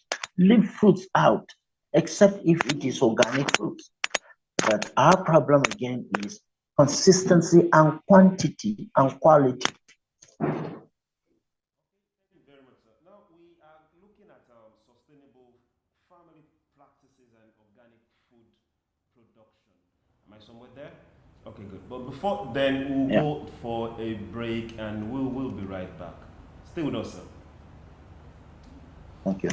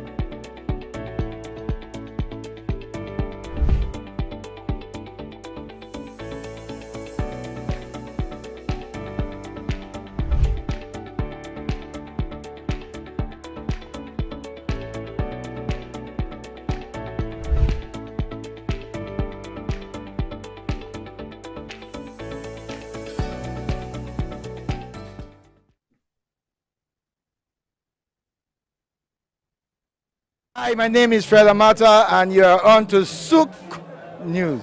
If you are watching this channel for the first time, make sure you continue to watch it because this is Souk News. Shout out to Souk News. Actually, I don't know. I really enjoyed the little moment I spent with you, and I think with more of this. Souk News. Here's the Souk News who had the courage to transcend a locked off camera and actually have a conversation with a human being. It's a pleasure, Souk News. Thank you.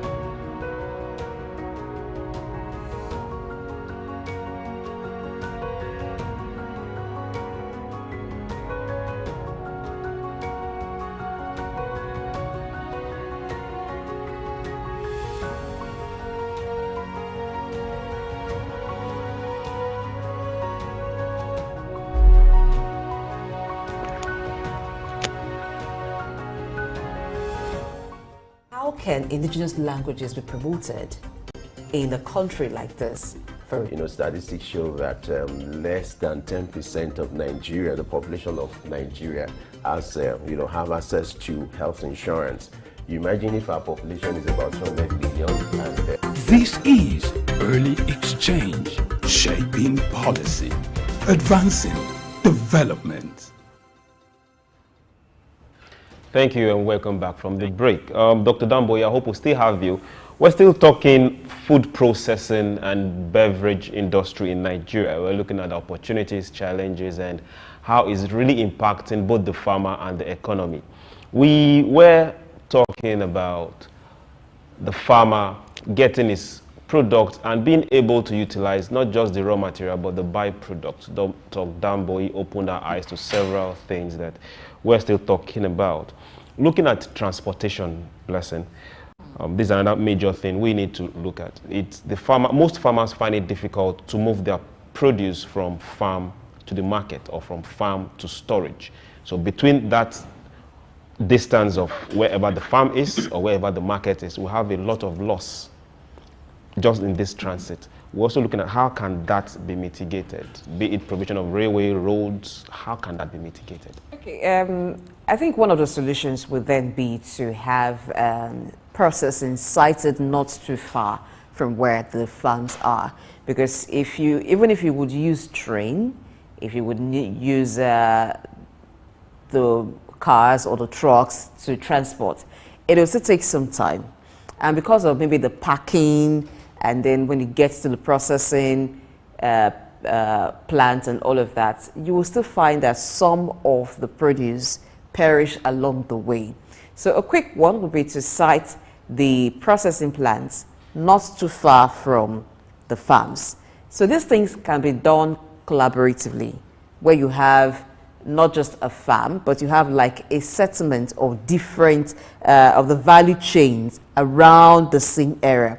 So it's just easy to move one from the other. So what then gets to the market will be finished products, but it has to be done in an orderly manner. It has to be done in a very strategic manner, not people doing things in silos, like the farmers working on their own. And I think that subsistence farming too is another kind of practice that encourages food losses, because everyone is channeling their own efforts towards what they want to do. So it takes one farmer to be able to identify the buyer, and the farmer has to convey the produce to the buyer.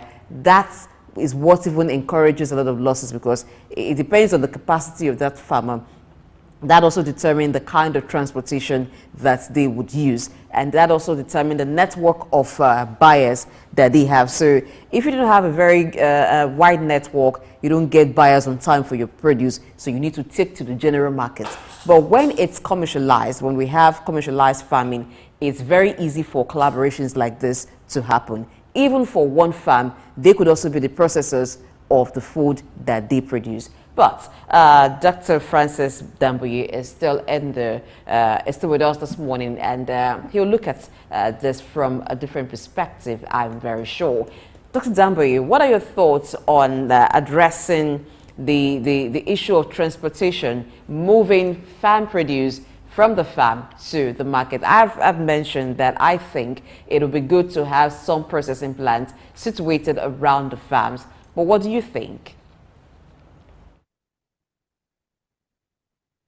Oh yes, oh yes, you're absolutely correct. Luckily, we have a big country, a vast country, huge population, distances to cover, and then we produce a variety of things in different places. You're absolutely correct. In addition to the basic needs of, say, cold storage, cold transportation, and whatnot, for those products with short shelf life, we can do what you just said. So we will have semi-processing. We may not even have full processing in one location. We'll have semi-processing, whereby you can extend the life of the shelf life of that particular product so that it will be able to reach to the market with minimal loss. You can also have some kind of like semi-processing, because individuals in themselves may not be able to. And big processing factories may not be sited all over. So what you do, therefore, is to have associations. That's why we are very, very big on associations. An individual on their own cannot, because to have even a simple thing as a semi-processing center to dry ginger, as an example, to extend the shelf life of tomatoes or any horticulture, vegetables, you need a group of farmers, which means volume production, which means organizing, like you said, the leadership and the management side of things, the vision. So you organize farmers, let them come together, have a semi-processing plant. If you're big enough or if you're rich enough, you have a full processing plant. Of course, you then have kind of transportation, cold storage if you can. And even if you don't have cold storage transport systems, You can have cold houses. And there are ingenious ways in which you don't have to have necessarily a totally, completely modern, high-end refrigerated cold storage. There are ways in which we have traditionally stored our tomatoes. Of course, these days it's best to have, if you like, the proper cold storage. But then when farmers come together in an association, in a community development type effort, commercially driven, obviously, then they'll be able to extend that shelf life, and they'll be able to either transport it to where the processing plant is, or to where a semi-processing plant is, or even in themselves process it to the point whereby it can be extended and the full value addition achieved.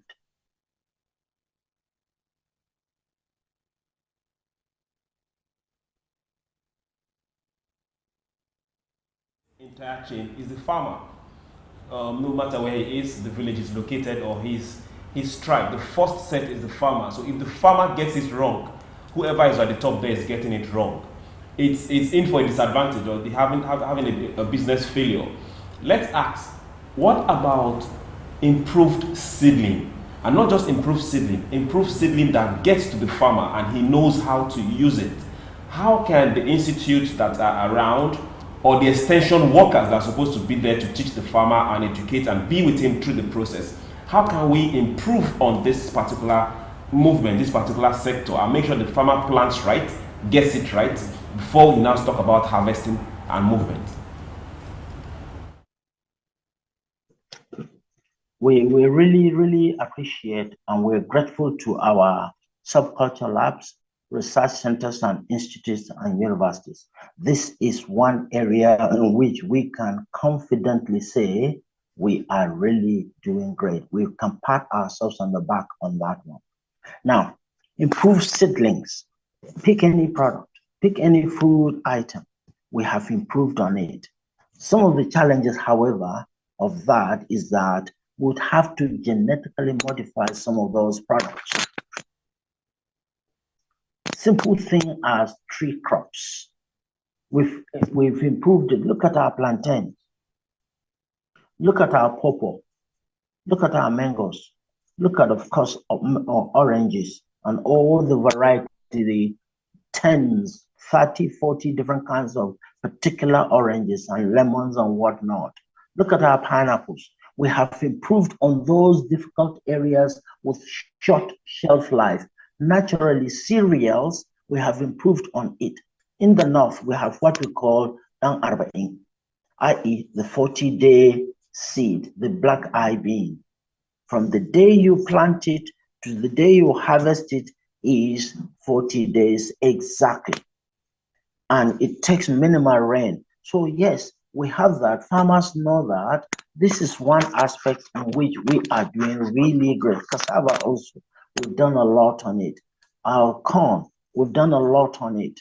Sweet corn, all the way to corn that we use for silage to feed cows and so on. So we have improved seriously in those aspects. This is an area that I think actually we are ahead of the game, whereby the research centers, the research institutes are, and farmers get to know. Now, one of the challenges of that, or some of the challenges of that, is that the seedlings cannot be viral.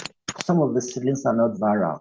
And that means the farmer has to what? Keep buying the seed in which to plant every season. That takes us back to, again, resources and money, and of course, availability. And more research needed, more government support needed. So it's beyond actually information. I think our farmers are fully informed. They know what seedling is, if you like, genetically modified, or what seedling is, if you like, organic. And they know what the market needs. Unfortunately, the organic ones, they take longer to mature and to ripe, and they're more tasty. The potency is better, but they may not look as nice, as rounded as the genetically modified one. So the market may decide to say, okay, we're going for the genetically modified. The farmer then moves and does the genetically modified, so for instance, maize or black-eyed beans or whatever it is. But then the problem is that every year he or she has now to invest more resources. Now, let's even look at, because what you just talked about, you did a comparison between the organic food and the genetically modified agricultural products. Some of them, one seems to be more potent than the other. But let's look at processing. Yeah. Around here, we still have a great taste for organic food. And that also affects the perception of processed food. Some persons feel like because they are processed, they do not retain the same nutritional value as the original state that they were in. Is this correct? And if it is, are there ways to ensure that while food is processed, the nutritional value stays? Yes, you're absolutely correct. There's that perception. And one of the things that people like us try to do is we manage perception, we manage expectations, and we manage also, if you like, people's experiences. So government has to do that along with the processors, i.e. manufacturers. Another aspect is trust. The processor, in the bid for maximum profit, we may cut corners. I'm saying we as an inclusive term. But processors may cut corners, unfortunately, and they will do things, certain practices that are either immoral or unethical, and some downright, outrightly illegal at the end of the day. Now, back to the point both of you mentioned earlier on, information. We need to convey clear information to consumers and tell consumers that this particular product is not adulterated. If a particular product is adulterated and it is watered down, then at the end of the day, you find that it matters. Simple things like, I'm not going to call any product name, margarine and butter. If I asked you, the butter you and I eat today does not smell like butter, does not taste like butter. Yes? But yet we consume it because there is no other alternative. A simple thing as an egg. When you fry an egg, does it smell like an egg to you? No. Does it taste like what egg used to be? No. It's adulterated. Look at some of our even drinks. Similar thing would happen to them. The detergents and so on. So now not going out of, say, food, but if you stay within the food sector, at the end of the day, people, manufacturers, processors may cut corners for a variety of reasons. Maybe it's to prolong the shelf life. That's one of the reasons why butter does not taste like butter, because of the additives to prolong the shelf life. Why are we prolonging the shelf life of butter? Because we don't have refrigerated facilities in homes. Even when we have refrigerated facilities in home, we don't have electricity to store it. And butter, keep it outside, it melts. And what will the manufacturers do? They put in the additives that will keep the butter as it is. Look at even yogurt. Today, you can have yogurt and you keep yogurt out of the refrigerator and it won't go off. But does it taste like yogurt? Like the no you and I are aware of. So yes, people will increasingly not trust a particular product, but because of necessity, because there is no any other alternative, what do? People go for the one that is available, because all you need to do is to fill the stomach. Potency is always best with organic, absolutely correct. But we sometimes are our own undoing. And government regulators can help. Regulators can show enforce, but regulators also are disappointing us in this environment. Okay, thank you very much, sir. Let's progress that particular line of thought. We have several big small-scale processing plants in Nigeria, and one issue that keeps cropping up is NAFDAC. From time to time, they tell us in this particular product there are preservatives, let me use that particular word, be it ascorbic acids, be it lactic acids, be it any of this that are being used in this product, and they tell you it's not good for your health. But we also know that for, let's say, dairy products, those particular acid-tolerant bacteria can also act as preservatives. So why don't they grow it and use it as preservatives? We don't know. For cassava and for most fermented products, their preservatives are in them. But why don't companies use those particular preservatives that are natural to preserve those products? We don't know. How can we enforce and tell NAFDAC, do the right thing?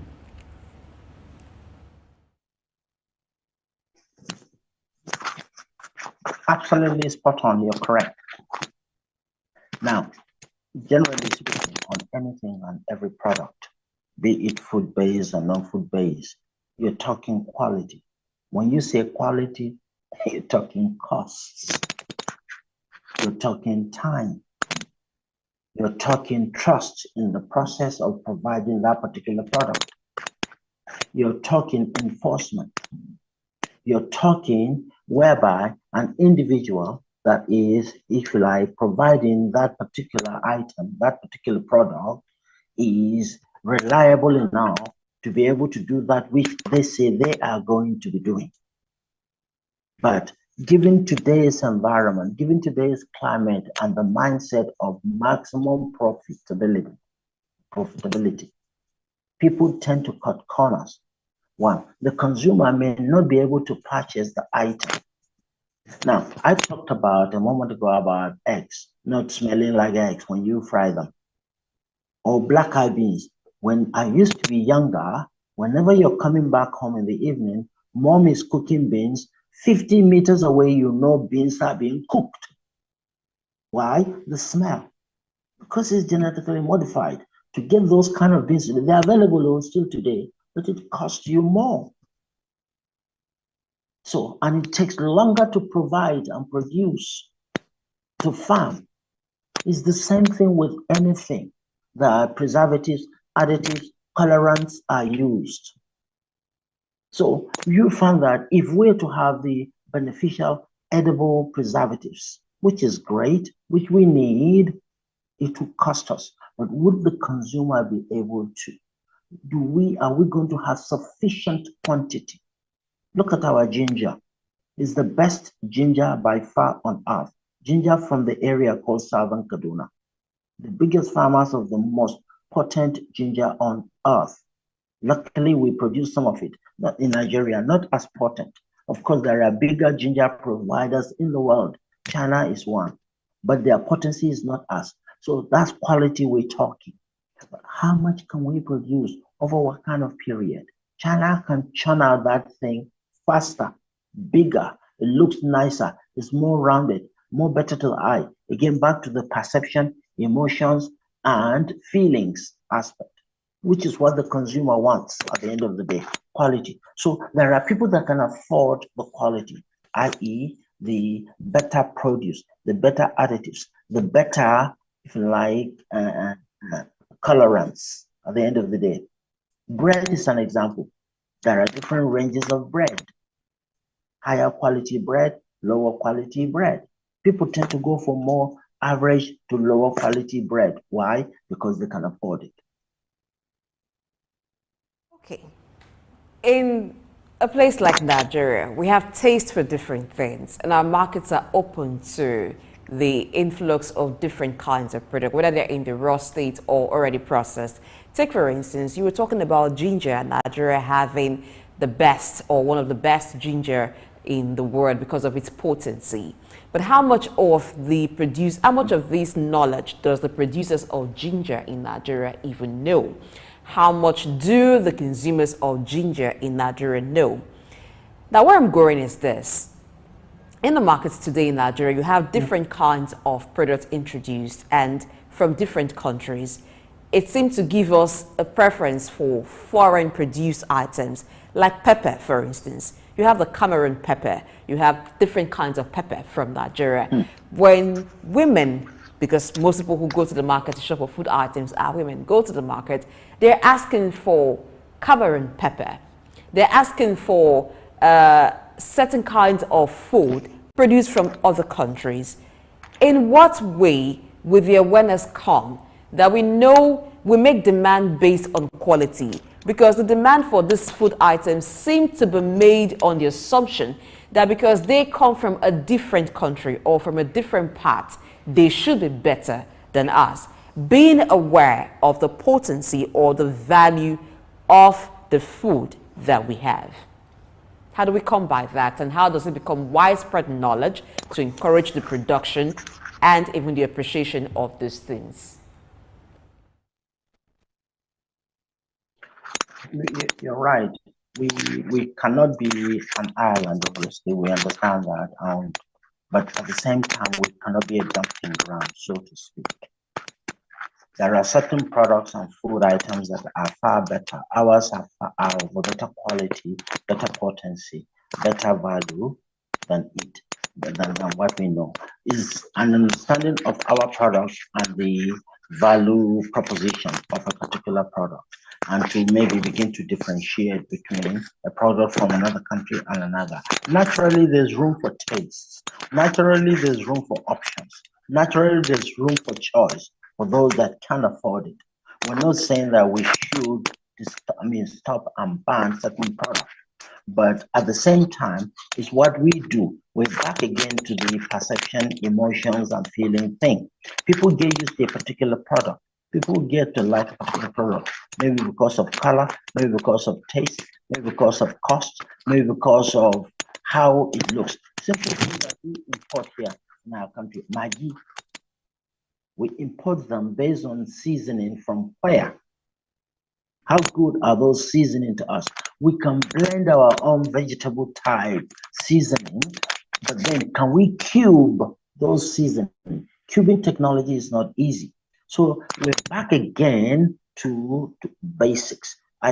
We need to work together. Leadership has to understand what we are supposed to be heading. What path, what direction are we going as a nation on the kind of food items we give our young people? Baby foods. Do you see the range of baby foods out there? Unbelievable. What do we know is in them? And we're feeding these young brains, these young ones, impressionable. They believe you and I as adults. They trust us as parents.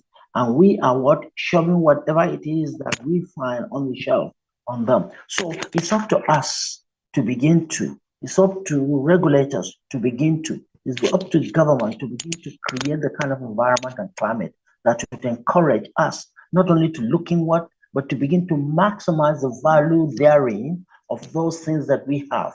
You talked about the spices and the Cameroon pepper. Okay, they are neighbors. Maybe we say, okay, we like it. It's pepperish because a lot of people like pepper.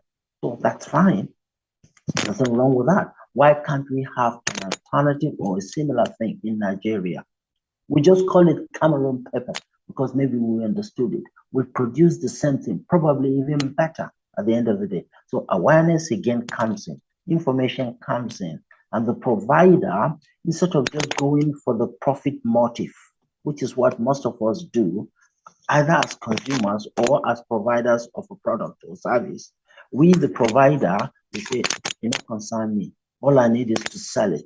The consumer, oh, it's cheap enough, I buy it. So we do what? We dump things from outside. We get things dumped on us, and we become an import dumping country, a consumer nation, whereby we are not even checking. Our regulators are failing us woefully. They're not policing and checking and guarding what is the best asset of the nation, i.e. the people. Okay, so one more question from me. I like to go back to the farmers. A lot of the produce they take from the farm and store over time. I'm looking at the millets, I'm looking at majorly the grains, and we're also looking at some tubers and some are along that line. Most farmers don't have the ability to store large numbers of this, but they can produce large numbers of this. Is there a way? We used to have some government silos around Kaduna, Plateau, and somewhere here in the West. Is there a way where we can go back to this particular culture of ours, where we can get, be it government, private initiative, to get these particular storage facilities to the farmers, so they won't be scared of producing what they can, be it individually or as a group. Because if we can't feed ourselves, we are still dependent on grains coming from countries that we are far bigger than. So is there a way we can look at this particular storage facilities being rehabilitated or new ones being built, be it government or private initiatives? You touched on something that I'm passionate about, that I love. I didn't think you were that. I was thinking you were a lot younger, sir. And I didn't think you're that old enough to know the silos that were there in the north. There were silos, absolutely. We loved them. We used to go play around those silos. We used to enjoy seeing the way we had strategic food reserves. That phrase, strategic food reserve, is now alien. What you just touched on is absolutely critical, fundamental to the survival of any nation. We need to have silos.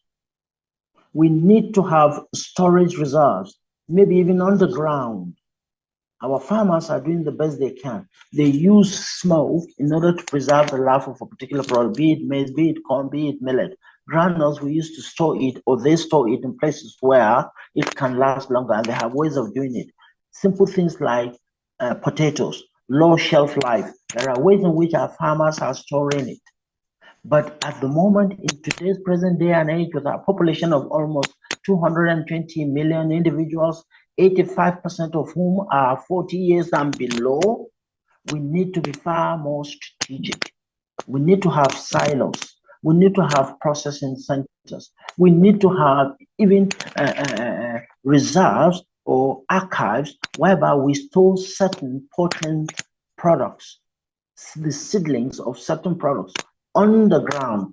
We need to be really, really serious about thinking of ourselves and the future. And that's the one thing we are failing the next generation. My generation, we are lucky. Life was given to us on a platter of gold, and we're messing it up. And one of those things that we need to do right now, as a nation, as a people, leadership, I hope you're listening. Please begin to have strategic food reserves of all kinds in the nation. They will talk about money, resources, and all that. No, the private sector can come in. We know of the private sector wanting to come in, but there are certain limits to what the private sector can do. We need the enabling environment. We need the climate. We need some infrastructure. That cannot just be building roads, for instance. Okay, you may argue and say we can go on to generate electricity. Yeah, we understand that, and then sell. But then look at the situation within the electricity sector. When you generate electricity, how much, the pylons, are they there? What is lost? Even when the discos, when they are distributing, are they really truly distributing? Are the producer of the electricity, the generator, are they being rewarded accordingly? So there are a variety of things we need to put together and make sure that government, you have that trust. You've been given that trust, and you're duty bound. In Hausa, we call it amana. You've been given a trust, and you're supposed to be responsible not to betray such a trust and to lead society into the future as a custodian. So I am totally with you. I'm passionate about such things like silos, reserves, storages, and what I mean, if there is a crisis in this country, how long are we going to feed the nation? We can't, because we don't have any reserves. Forward, still talking about processing, we have food technologists and we have people studying food technology in various institutions. What should be the focus now of those who are into food technology? How should they complement both the farmers and the processors? Excellent. Quality, quantity, consistency, standardization. You see, if I can pick any product that we kind of are exporting at the moment that is high value, sesame seed that Nigeria exports. mountain honey. There are 17 different kinds of honey in Nigeria. If somebody gets used to honey, say you're exporting to places like Turkey, you're exporting to, say, Dubai, you're exporting to Germany, and they have a particular quantity this time round. The next month, they will never, ever, forever get that same quantity. One, they will never get the same quality. Two, they will never get the same color. Why are we so inconsistent? That's why we're not able to play in the world scene. Other providers are doing that far better. Look at our fruits and vegetables, our avocado pear. Our avocado pear is one of the best around because it's organic. But we can never, ever produce and provide a tenth of the quantity that we would maybe claim to say we would provide to any outside consumer. As a matter of fact, even within the country, we cannot feed the nation in a consistent manner on a certain product with certain consistency, with a certain look, with a certain taste over time. Not for 3 months. We cannot in our country. So long as our, if you like, scientists, our technologists, whatever we call them, are there and they play in their role, what they can do is to help us to ensure to a large extent that we have some kind of consistency. We have peace of mind. It's health and safety issues, remember? So they have to play a role too there. And making sure that not only are we going to be getting the quantity, but we're getting the quality, we're getting the peace of mind, the assurances that what we are taking and what we are ingesting, what we are consuming is good enough for our bodies, and particularly for younger ones. Thank you very much, Dr. Francis Musa Damboe, for providing us with great insight on food processing and value addition in agriculture. We appreciate your contributions.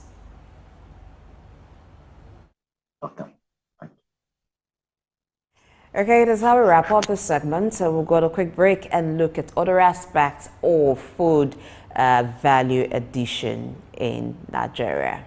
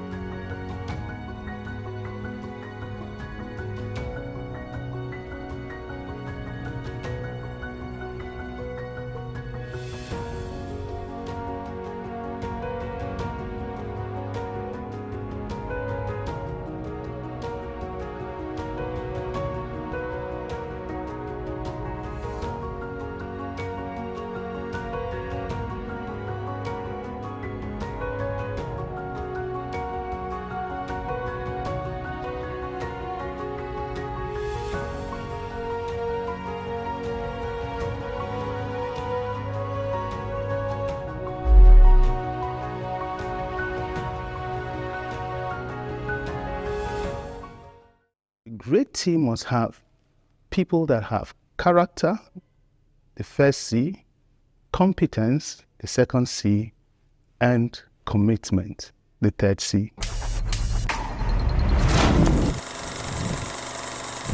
In an earlier impact, I shared the 5 forces of transformation, being vision, team, time, resources, and resolve. And we had agreed that the one that we could do something about effectively and quickly is the team making sure, in essence, that we have the right people on the bus and we have the right people sitting on the right seat in the bus. What are the considerations of selecting a winning team? In my view, there are 3 critical C's that must come into play for every member of a winning team. And the first C is character. It's important that we have common values, all the members of the team, to reduce friction. Where do we draw a line in the sand? What we do according to our moral compass and what will we not do? What are the behaviors that lead to the values we have professed? Character. So every member of the team must have above board character.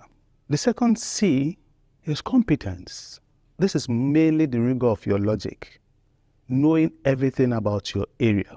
A lot of times, and more often than not, we do have that rigor of logic. It's usually our communication of our logic that is faulty.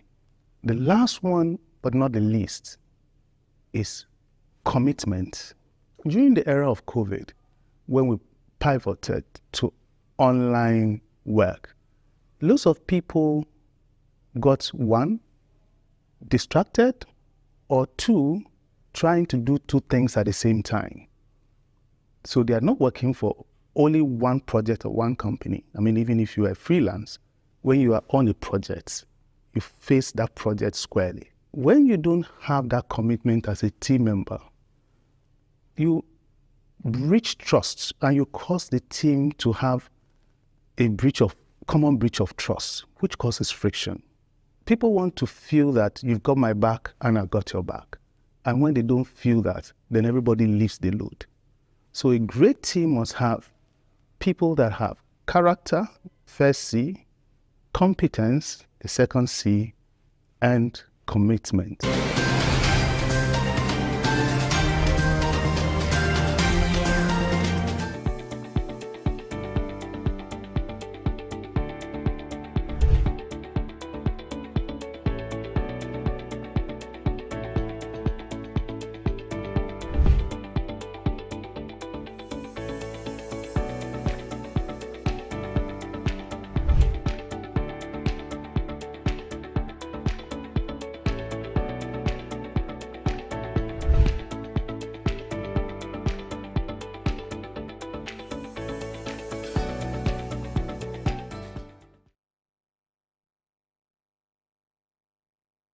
How can indigenous languages be promoted in a country like this?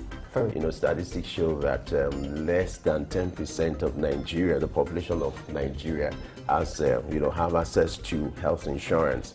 You imagine if our population is about 200 million. And this is Early Exchange, shaping policy, advancing development. Glad to know you're still with us on Early Exchange.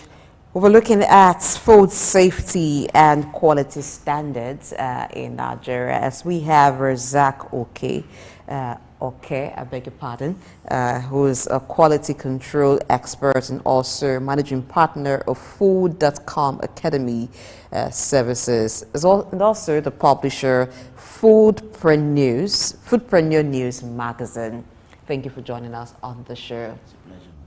You do a lot when it comes to food safety and quality. So that means you are actually a round peg in a round hole today.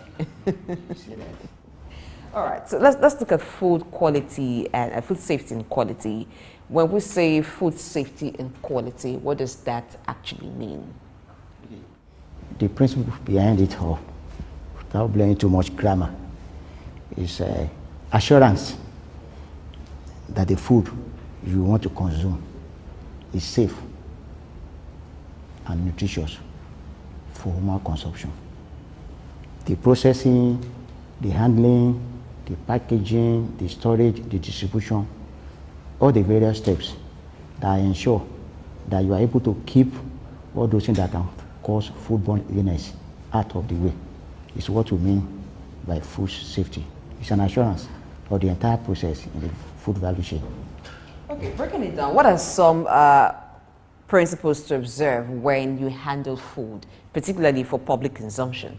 Number one, because most of the time, people look at the bigger picture. Number one is personal hygiene. Personal hygiene in the sense that the person, the food handlers, do they have something they call, have they conducted something they call food handlers test in the laboratory? And who analyze the report from the lab on those things? You know, they do fecal thing, they do urine, they do a lot of tests before such people can handle food. And if it's in the food manufacturing sector, it's supposed to be an annual thing. It's not like somebody will do it this year, another year, that will be the end. It's supposed to be a continuous thing. You understand? Annually, people are supposed to. So, the person that is handling the food, how healthy is the person? The person that is handling the food, does the person has a coach that can ultimately contaminate the food he's handling? What about the water that they are using to produce? Have they conducted water analysis? Even if it's from the grassroots level too, the water people use to produce the food people who eat on the street, is it clean? Is it a portable one? And unfortunately, when I came to Lagos, you know, there is pipe-borne water all around the whole places. Unfortunately, there's something like that.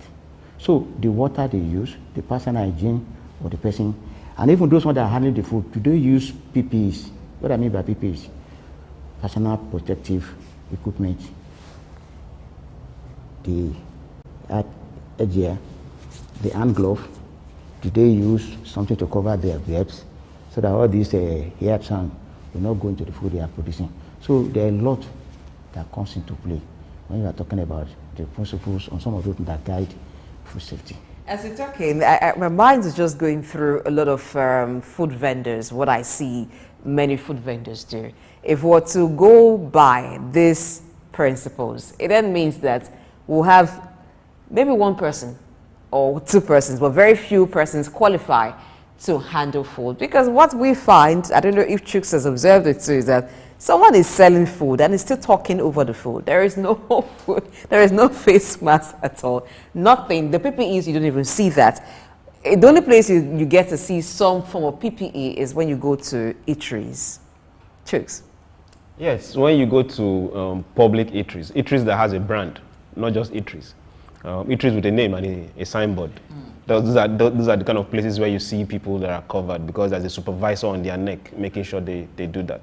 But if we go to some something or mama something, you know, you just overlook such things, then after 24 hours, you and the toilet become good friends. So is it a thing of people not having the knowledge or not just even caring about it? Is that something that can be corrected? Yeah. Very possible. You see, let me take you back. During the Ebola crisis, I was consulting for a food establishment. You know, when you are talking about the eateries, you know, we have the quick service, we have the table service, the military, you know. And we are consulting for an eatery. But myself and my team, we are hungry and we have to go to a nearby Yasiliva you are talking about, a food vendor from Ilorin. So when we got there, we wanted to eat because of our background. And I said, Madam, what about the water? You know, they will just bring a bowl that everybody has to. I said, Madam, but I need a detergent.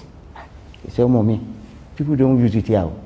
I said, Madam, there are some of us, when we come around, we'll use it. And when that the following day, I was surprised. The woman has it on the table. I was happy. You know, when you are eating and at least you feel a bit safe. Then the next thing I observed, I said, look at the tables. You see some of the remnants, they fall over, spill over, and you see ants moving around. I said, Mommy, a lot of people want to eat. And when they see this, they won't want to eat. I said, what do you suggest? I said, you can buy all this nylon. Just put it on the tray, on the table, and it will look neat. I went there the next 2 days. I was surprised. The woman has it. When I went there, I found out that the same 1 liter of that detergent, that hand soap, is still there. I said, you are the only one that has been using it. I said, Ma, Continue to put it there. There are some people, when they see it, they buy it. Come back to what you said. What I found out is, some of us that have that food safety knowledge, we are distance away from the grassroots. They need it. When you want to correct people, you correct them with love. People are ready to listen to this. I can tell you, look at the same process I was telling the woman, and she was providing this thing. And after going there another 1 month, I found out that the number of throughput, people that are coming to come and eat, the class, people that are putting on tie, the number has increased. And she was happy. Say, I've been looking around for you all these days. So, you know, people are saying, Mama, where did you land this? Hey, we feel confident to say, Madam, you can buy this. You know, they need this knowledge. We are distant away from them. Most of the regulatory bodies, I know they are trying. Maybe we'll come back to it. The NAFDAC of this world, the SON, all the Ministry of Health, Safety Commission, Lagos State Consumer, all these bodies, they target the big brands, the well-known name. Forgetting that if you are going to have an outbreak of foodborne illness, most of us we patronize the street foods. People doing suya, people doing pop-off, they are not using this thing. How many people go to Italy? I'm not saying coming here today, I have branch at home. You know, maybe because of our background, you go there, you talk to them, they are ready to listen. The regulation you put in place in all this manufacturing setup, complying with standard, how much? And because of NAFDAC, because of the laws, because of the fine you place on them, those ones are careful. But all this Mama Silifa you are talking about, Mama Jude, they need this knowledge, but we are far away from them. So, and if we go closer to them, you'll be surprised. Most of them, they do this thing out of ignorance. So. Some deliberately, they are how to maximize profit, but some, they did it ignorantly. Couple of times, I have gone to my 12th market to go and educate these people on the use of some of those things, using carbide. To store things? No, carbide is for you to hasten the ripening of fruit, the banana. Banana, plantain. Banana, plantain. And some fruits. You understand? You use carbide. Seriously? I'm telling you. You understand? Instead of people to, right from the farm, you just pluck it, you harvest it, you put it, you naturally let that thing ripen. But because people want to make money, fast, they use carbide to fasten it. You understand? Forgetting the dangers, the cancer, all those ones. You understand? But you have to go closer to them. You can't use force. So I've been on Lagos State Safety Commission team to go and talk to them. It's an advocacy. You have to go closer to them. What about those ones selling fruit at a Ketu fruit market? They need this knowledge, but we are far away from them. That is just it. Thank you very much. I agree more with you that knowledge and information is power. We over time will get to hear things from government, orientation from government that will tell you, come, there's this particular set of things, don't buy. And when you research and find out more, you know that this particular set were either stored with a chemical that was supposed to stay there for maybe 3, 4, 5 years, and they just bring these things out and start selling in the market out of fear. But now let's leave our local side and now go international. We get to process and export. We also import. And a year or two ago, there was an outbreak of illness and infant mortality from a milk formula, an infant formula. How do we get to pinpoint and say, okay, government or private individuals, this is what you should buy, avoid this or avoid that, or if possible, produce our own formulas here? Yeah. I think a couple of years back, at Federal Institute of Industrial Research, Oshodi, FERO, they did this formulation. And at that time, they were calling it winning foods, but later they call it complementary food. You know, they conducted a lot of research before they came up with that soy ogi. You understand? Because it went through an extensive scientific research and risk assessment before they came up with this thing. But you know, Nigerians, maybe because of, maybe I can call it complex, the inferiority complex, they prefer to buy the imported brand, leaving our home. There are a lot of these local manufacturers that are using our own ingredients here to produce. The people who still want to buy.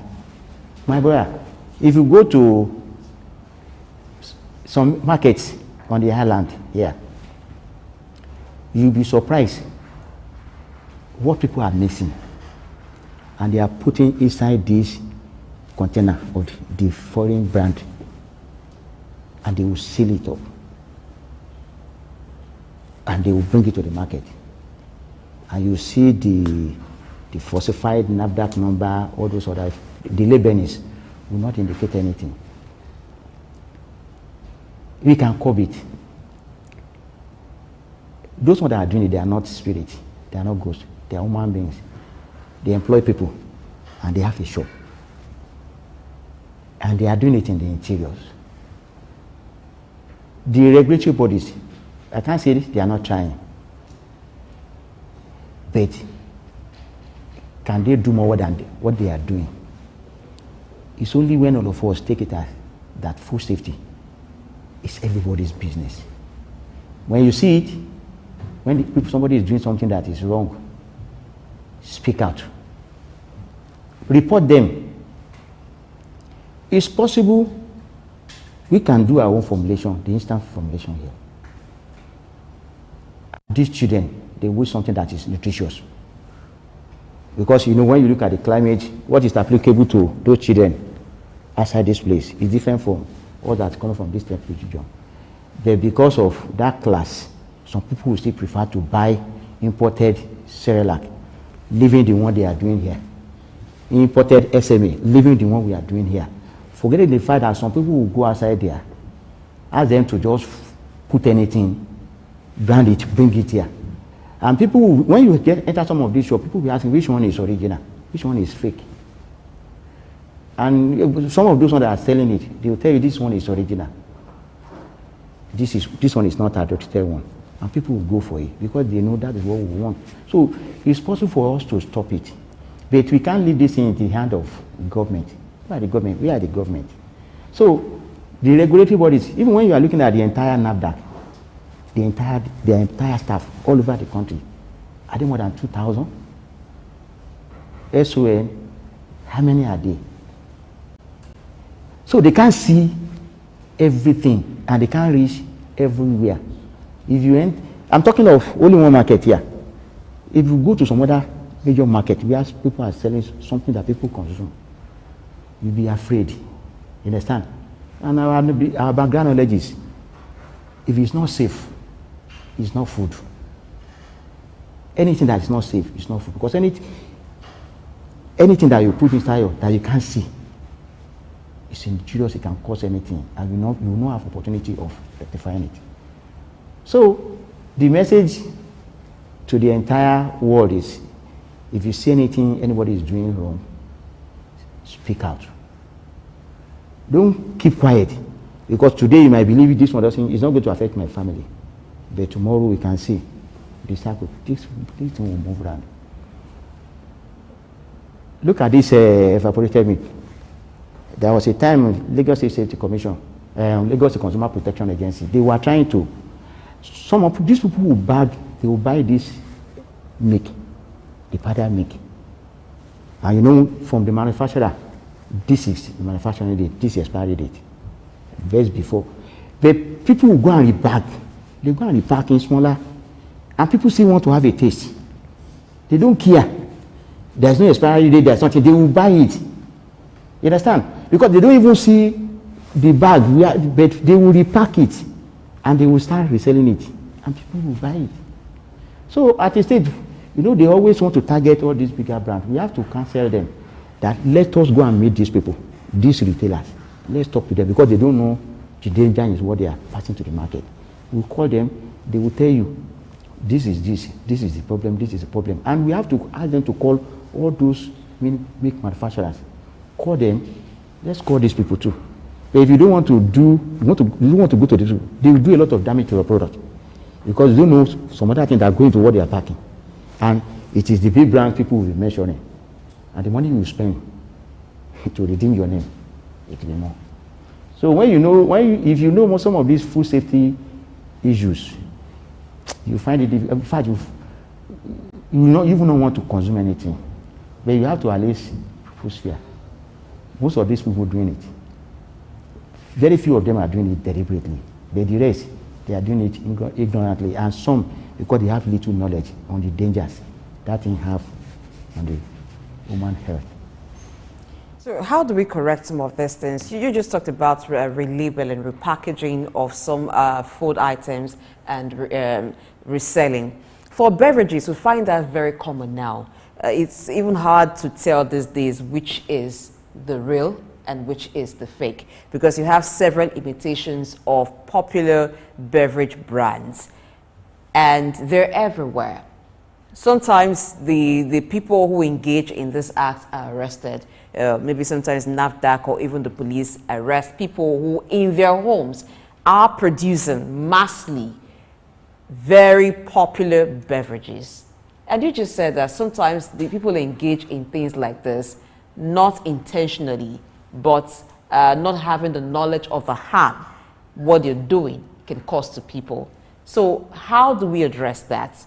Yes, agreed that the agencies, the staff strength of the regulatory agencies may not be so much, but what can happen to reduce issues like this? Because they are threats to lives of people. Once you consume something that is toxic to your system, some persons don't even need to tell the story. Yeah. One of those things that we need to do is continuous awareness, sensitization on the dangers, consuming unwholesome, adulterated food. Maybe this is part of your own organization's CSR. What you are doing is part of it. Pass the message across to people. Food safety is not only LABDAC business. Standardization is not only Standard Organization of Nigerians' responsibility. It's everybody's business. We all have to go to the market. Anytime you have opportunity, people see where these people are. Some of those ones, when my brother was talking about those ones that use snipers to preserve beans, they are not doing it. They are doing it where people are passing. Some people will see it. I won't buy here again. They will go. But some will take them up. Some will want to fight them. But some will correct them. You understand?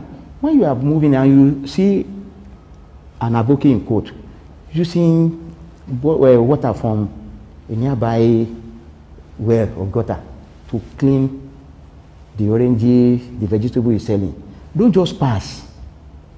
Correct that person. But all I always want to tell you is correct with love.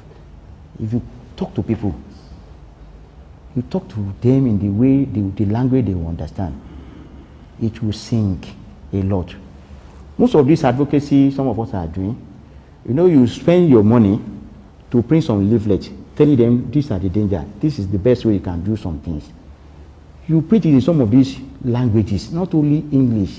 You can do Pidgin, you do Yoruba, you do Hausa, or some of these.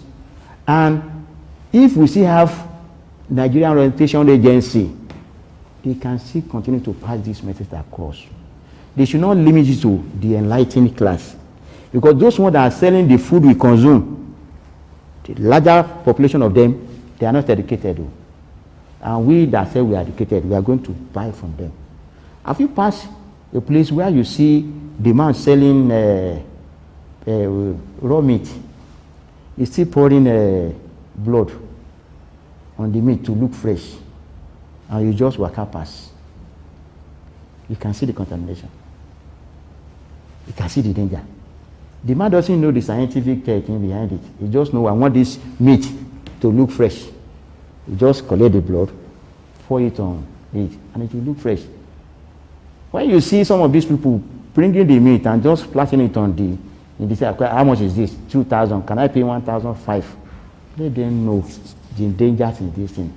I've gone to an abattoir where I saw the water they are using to wash the cow. They just finish, they just slaughter. And nobody is saying anything. How many of us are taking our time to go to some of these abattoirs very early, around 5:30, before they start slaughtering this thing. The rule is before they slaughter one ram, a vet doctor is supposed to be there. Then when you go there, what do you see?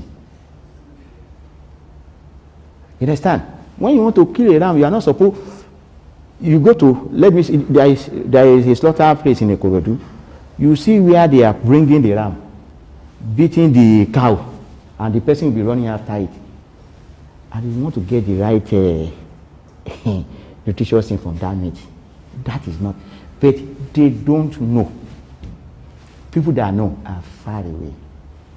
How many of our health inspectors visit those places? How many of our people go to all those places where they are selling beans? And you know, there are sometimes when you pass where people are selling this ice cream, the pomo, the popular pomo, and you don't see flies on those things, and they are selling it in an open market. I expect people to be concerned. How are you doing it? They are selling this in the open, and there are no flies. The water they are dropping on those things, do you know what constitutes it? At times you can ask questions out of curiosity, and some of them will be free to tell you that they are using formalin water to splash on this thing. They are using this thing so that flies will not be around this place. So if you know all these dangers, you will not want to buy. But I can tell you, continuous advocacy, sensitization thing, people will get the message. Which those ones that have the knowledge, they should not move too far away from them. Okay. If you see something, you say something. We'll go on a short break. Our guest is here and we'll continue the conversation when we get back.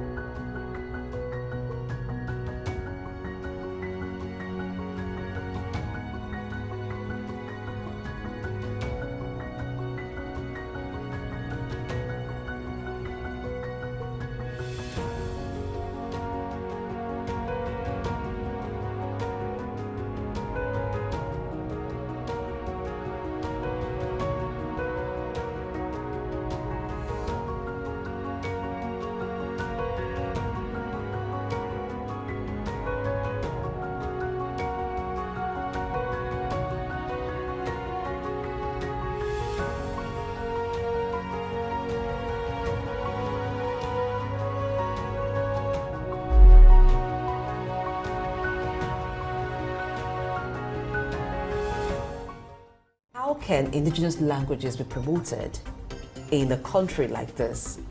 Statistics show that less than 10% of Nigeria, the population of Nigeria, has, have access to health insurance.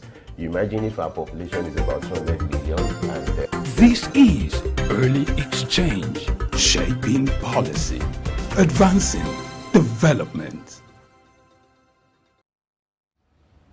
Welcome back. We're still here and we're discussing food processing and its value chain.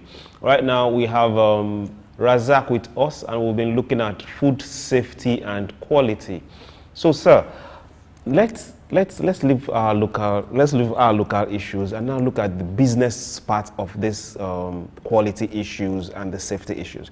We have a lot of cash crops that we either process here or either try to do some processing or sell the raw materials. And one big issue with export is always that of quality. They get to grade the product, grade A or whatever grade they put on it. And when we get to the port or wherever it's moving, the partners or whoever is coming to buy, we say, no, this does not meet the quality we want to buy. And definitely they will either pay you low or they won't take it. A typical example, the cashew industry. They have that major issues. The starch industry, which we're supposed to produce more, we are not exporting more because of the quality we are producing here. How can we augment that and make sure we have the finest quality for exports? Thanks for that beautiful observation. But if you look at some of those that are producing this thing too, what is the level of our education? The education. I mean the growers, the farmers, you understand? As the first phase of that value chain. Some of them, because of the fact that they see something that is even affecting their produce, they want to use some pesticides. The pesticide they are using, is it an approved one? Who certify it for them? Do they even go back to even adulterate it? And they will just spread it on all those produce. And the remnants of those residues will cause a lot of harms. And when they now move it, the means of transportation too, at one stage or the other, the value chain, the packaging, the storage, we have a lot of challenges from our hand here. Who check it? We have Nigerian Agricultural Quarantine Services. It's majorly their responsibility for those produce that they want to export. But when you get to the port, there are duplication of duties. NAFDAC say I want to check it. Quarantine to say I want to check it. Some part of the SOM to say they want to check it.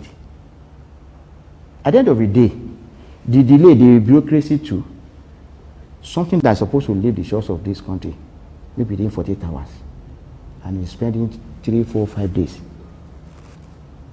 Are you sure you are still going to retain the quality?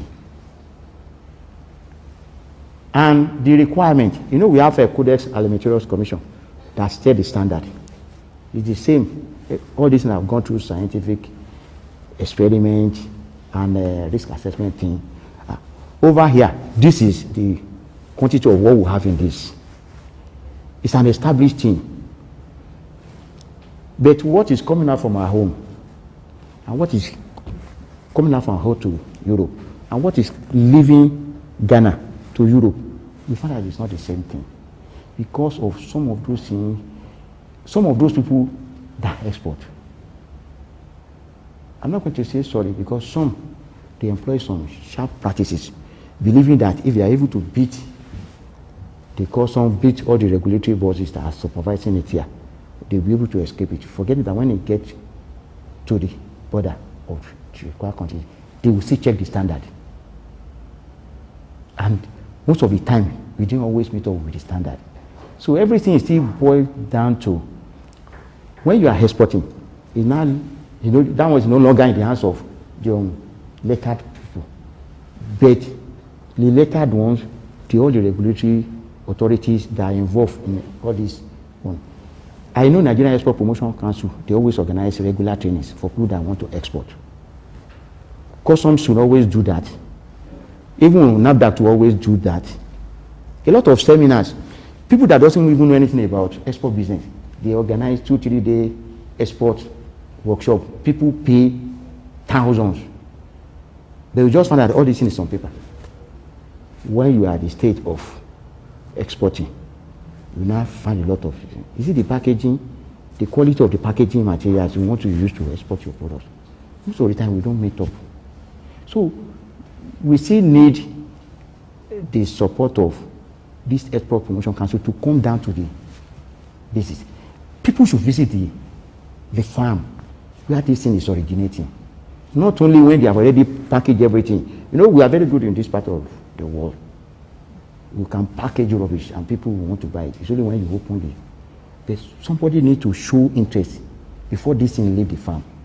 What is leaving the farm? Because the residues of some of these things, the contaminants are too much. And this farmer doesn't know.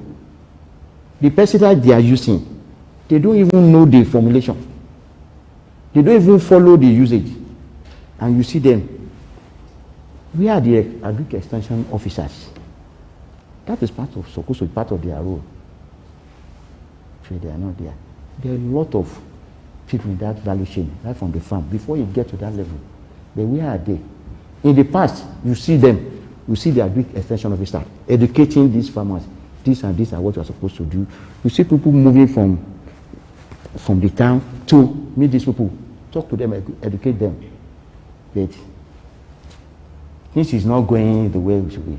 But we won't give up. We'll continue to advocate for best practices. We have good agricultural practices that are supposed to be extended to them regularly.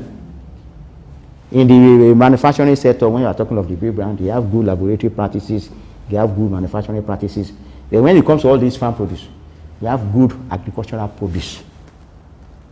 Practices that people are supposed to follow. That people, they just want to cut it. You know, this cut, you want to just evade some things. Not until we change our mindset. We continue to experience some of these things that are being rejected from entering the shores of those countries. Because those want to place more premium on standard, and they are not going to bend it. And elsewhere too, they have standard. But at the point of implementation, a lot of things go wrong. I was in one of a working group of SON. They are trying to do some standard, have a draft Nigerian industrial standard for instant dairy creamer. They have a lot of things, but at the point of implementation is the issue we are having in this country. They will get it right one day. So how do we get it right? Quickly, let's talk about two things: sustainable farming and even food that have already been produced. Because for the already produced food, you can say, oh, you need NAFDAC number to be sure if it's missed the standard. But for the produce themselves, for instance, yam, do you stamp NAFDAC number on yam? So how do you know that this one as was properly grown? We're beginning to have GMO products. We're beginning to have different kinds of produce that are not the way they used to be. Even for the animal products, like poultry, for instance, you find chicken these days not tasting as you would have you find in chicken, the one we used to know. You find that even for the fruits, they're not tasting as they used to taste. But for those who support genetically modified products, they'll tell you that it's just to enhance the output and to make them look better.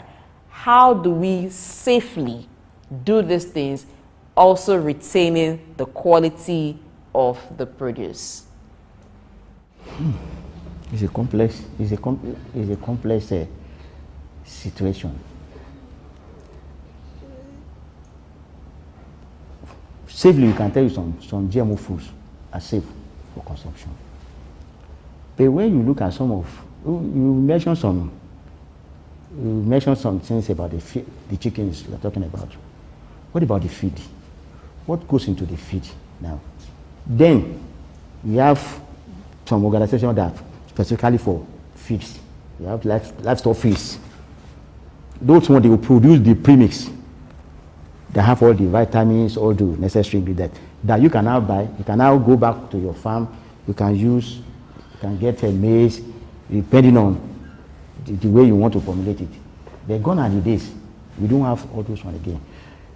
And because of high cost of purchasing some of these things, people are now going back home, formulating whatever they can think about, just to push anything to the market. Ultimately, it's going to affect the quality of what we are going to get.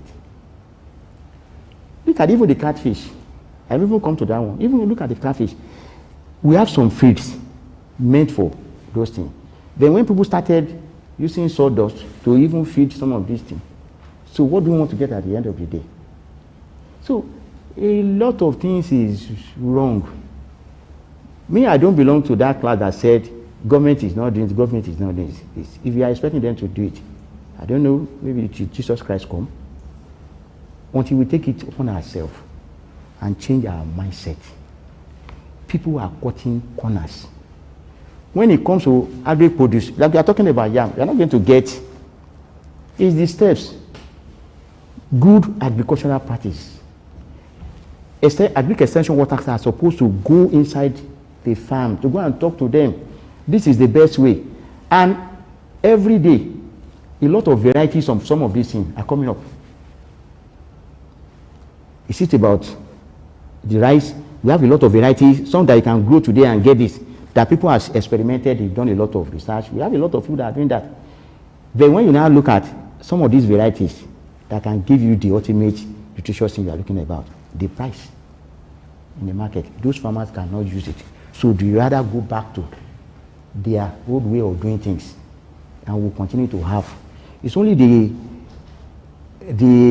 I would say those ones that they have with that, the financial muscle that can do it, but they can't do it here. There is no land in Lagos. If they want to do it, they rather go outside this place.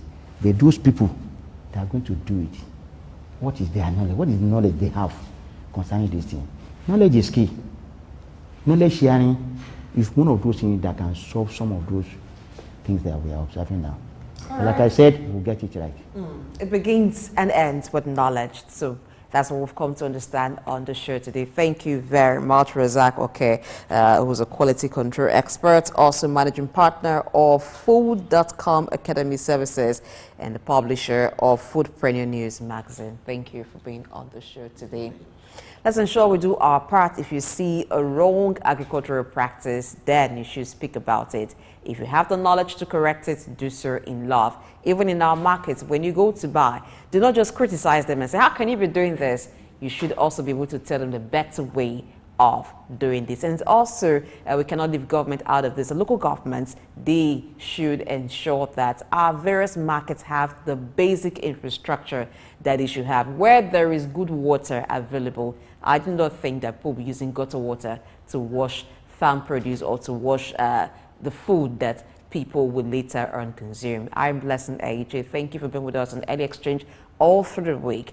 A fresh edition will come your way again on Monday, 7 a.m. West African time. And this is just a reminder that there'll be Business Insight here on Sook News at 10 a.m. Thank you for watching and stay with Sook News. Chooks. Thank you very much for being with us. Always remember that the food and processing industry is an industry, and get in, do your part, and be a big player. Have a nice day.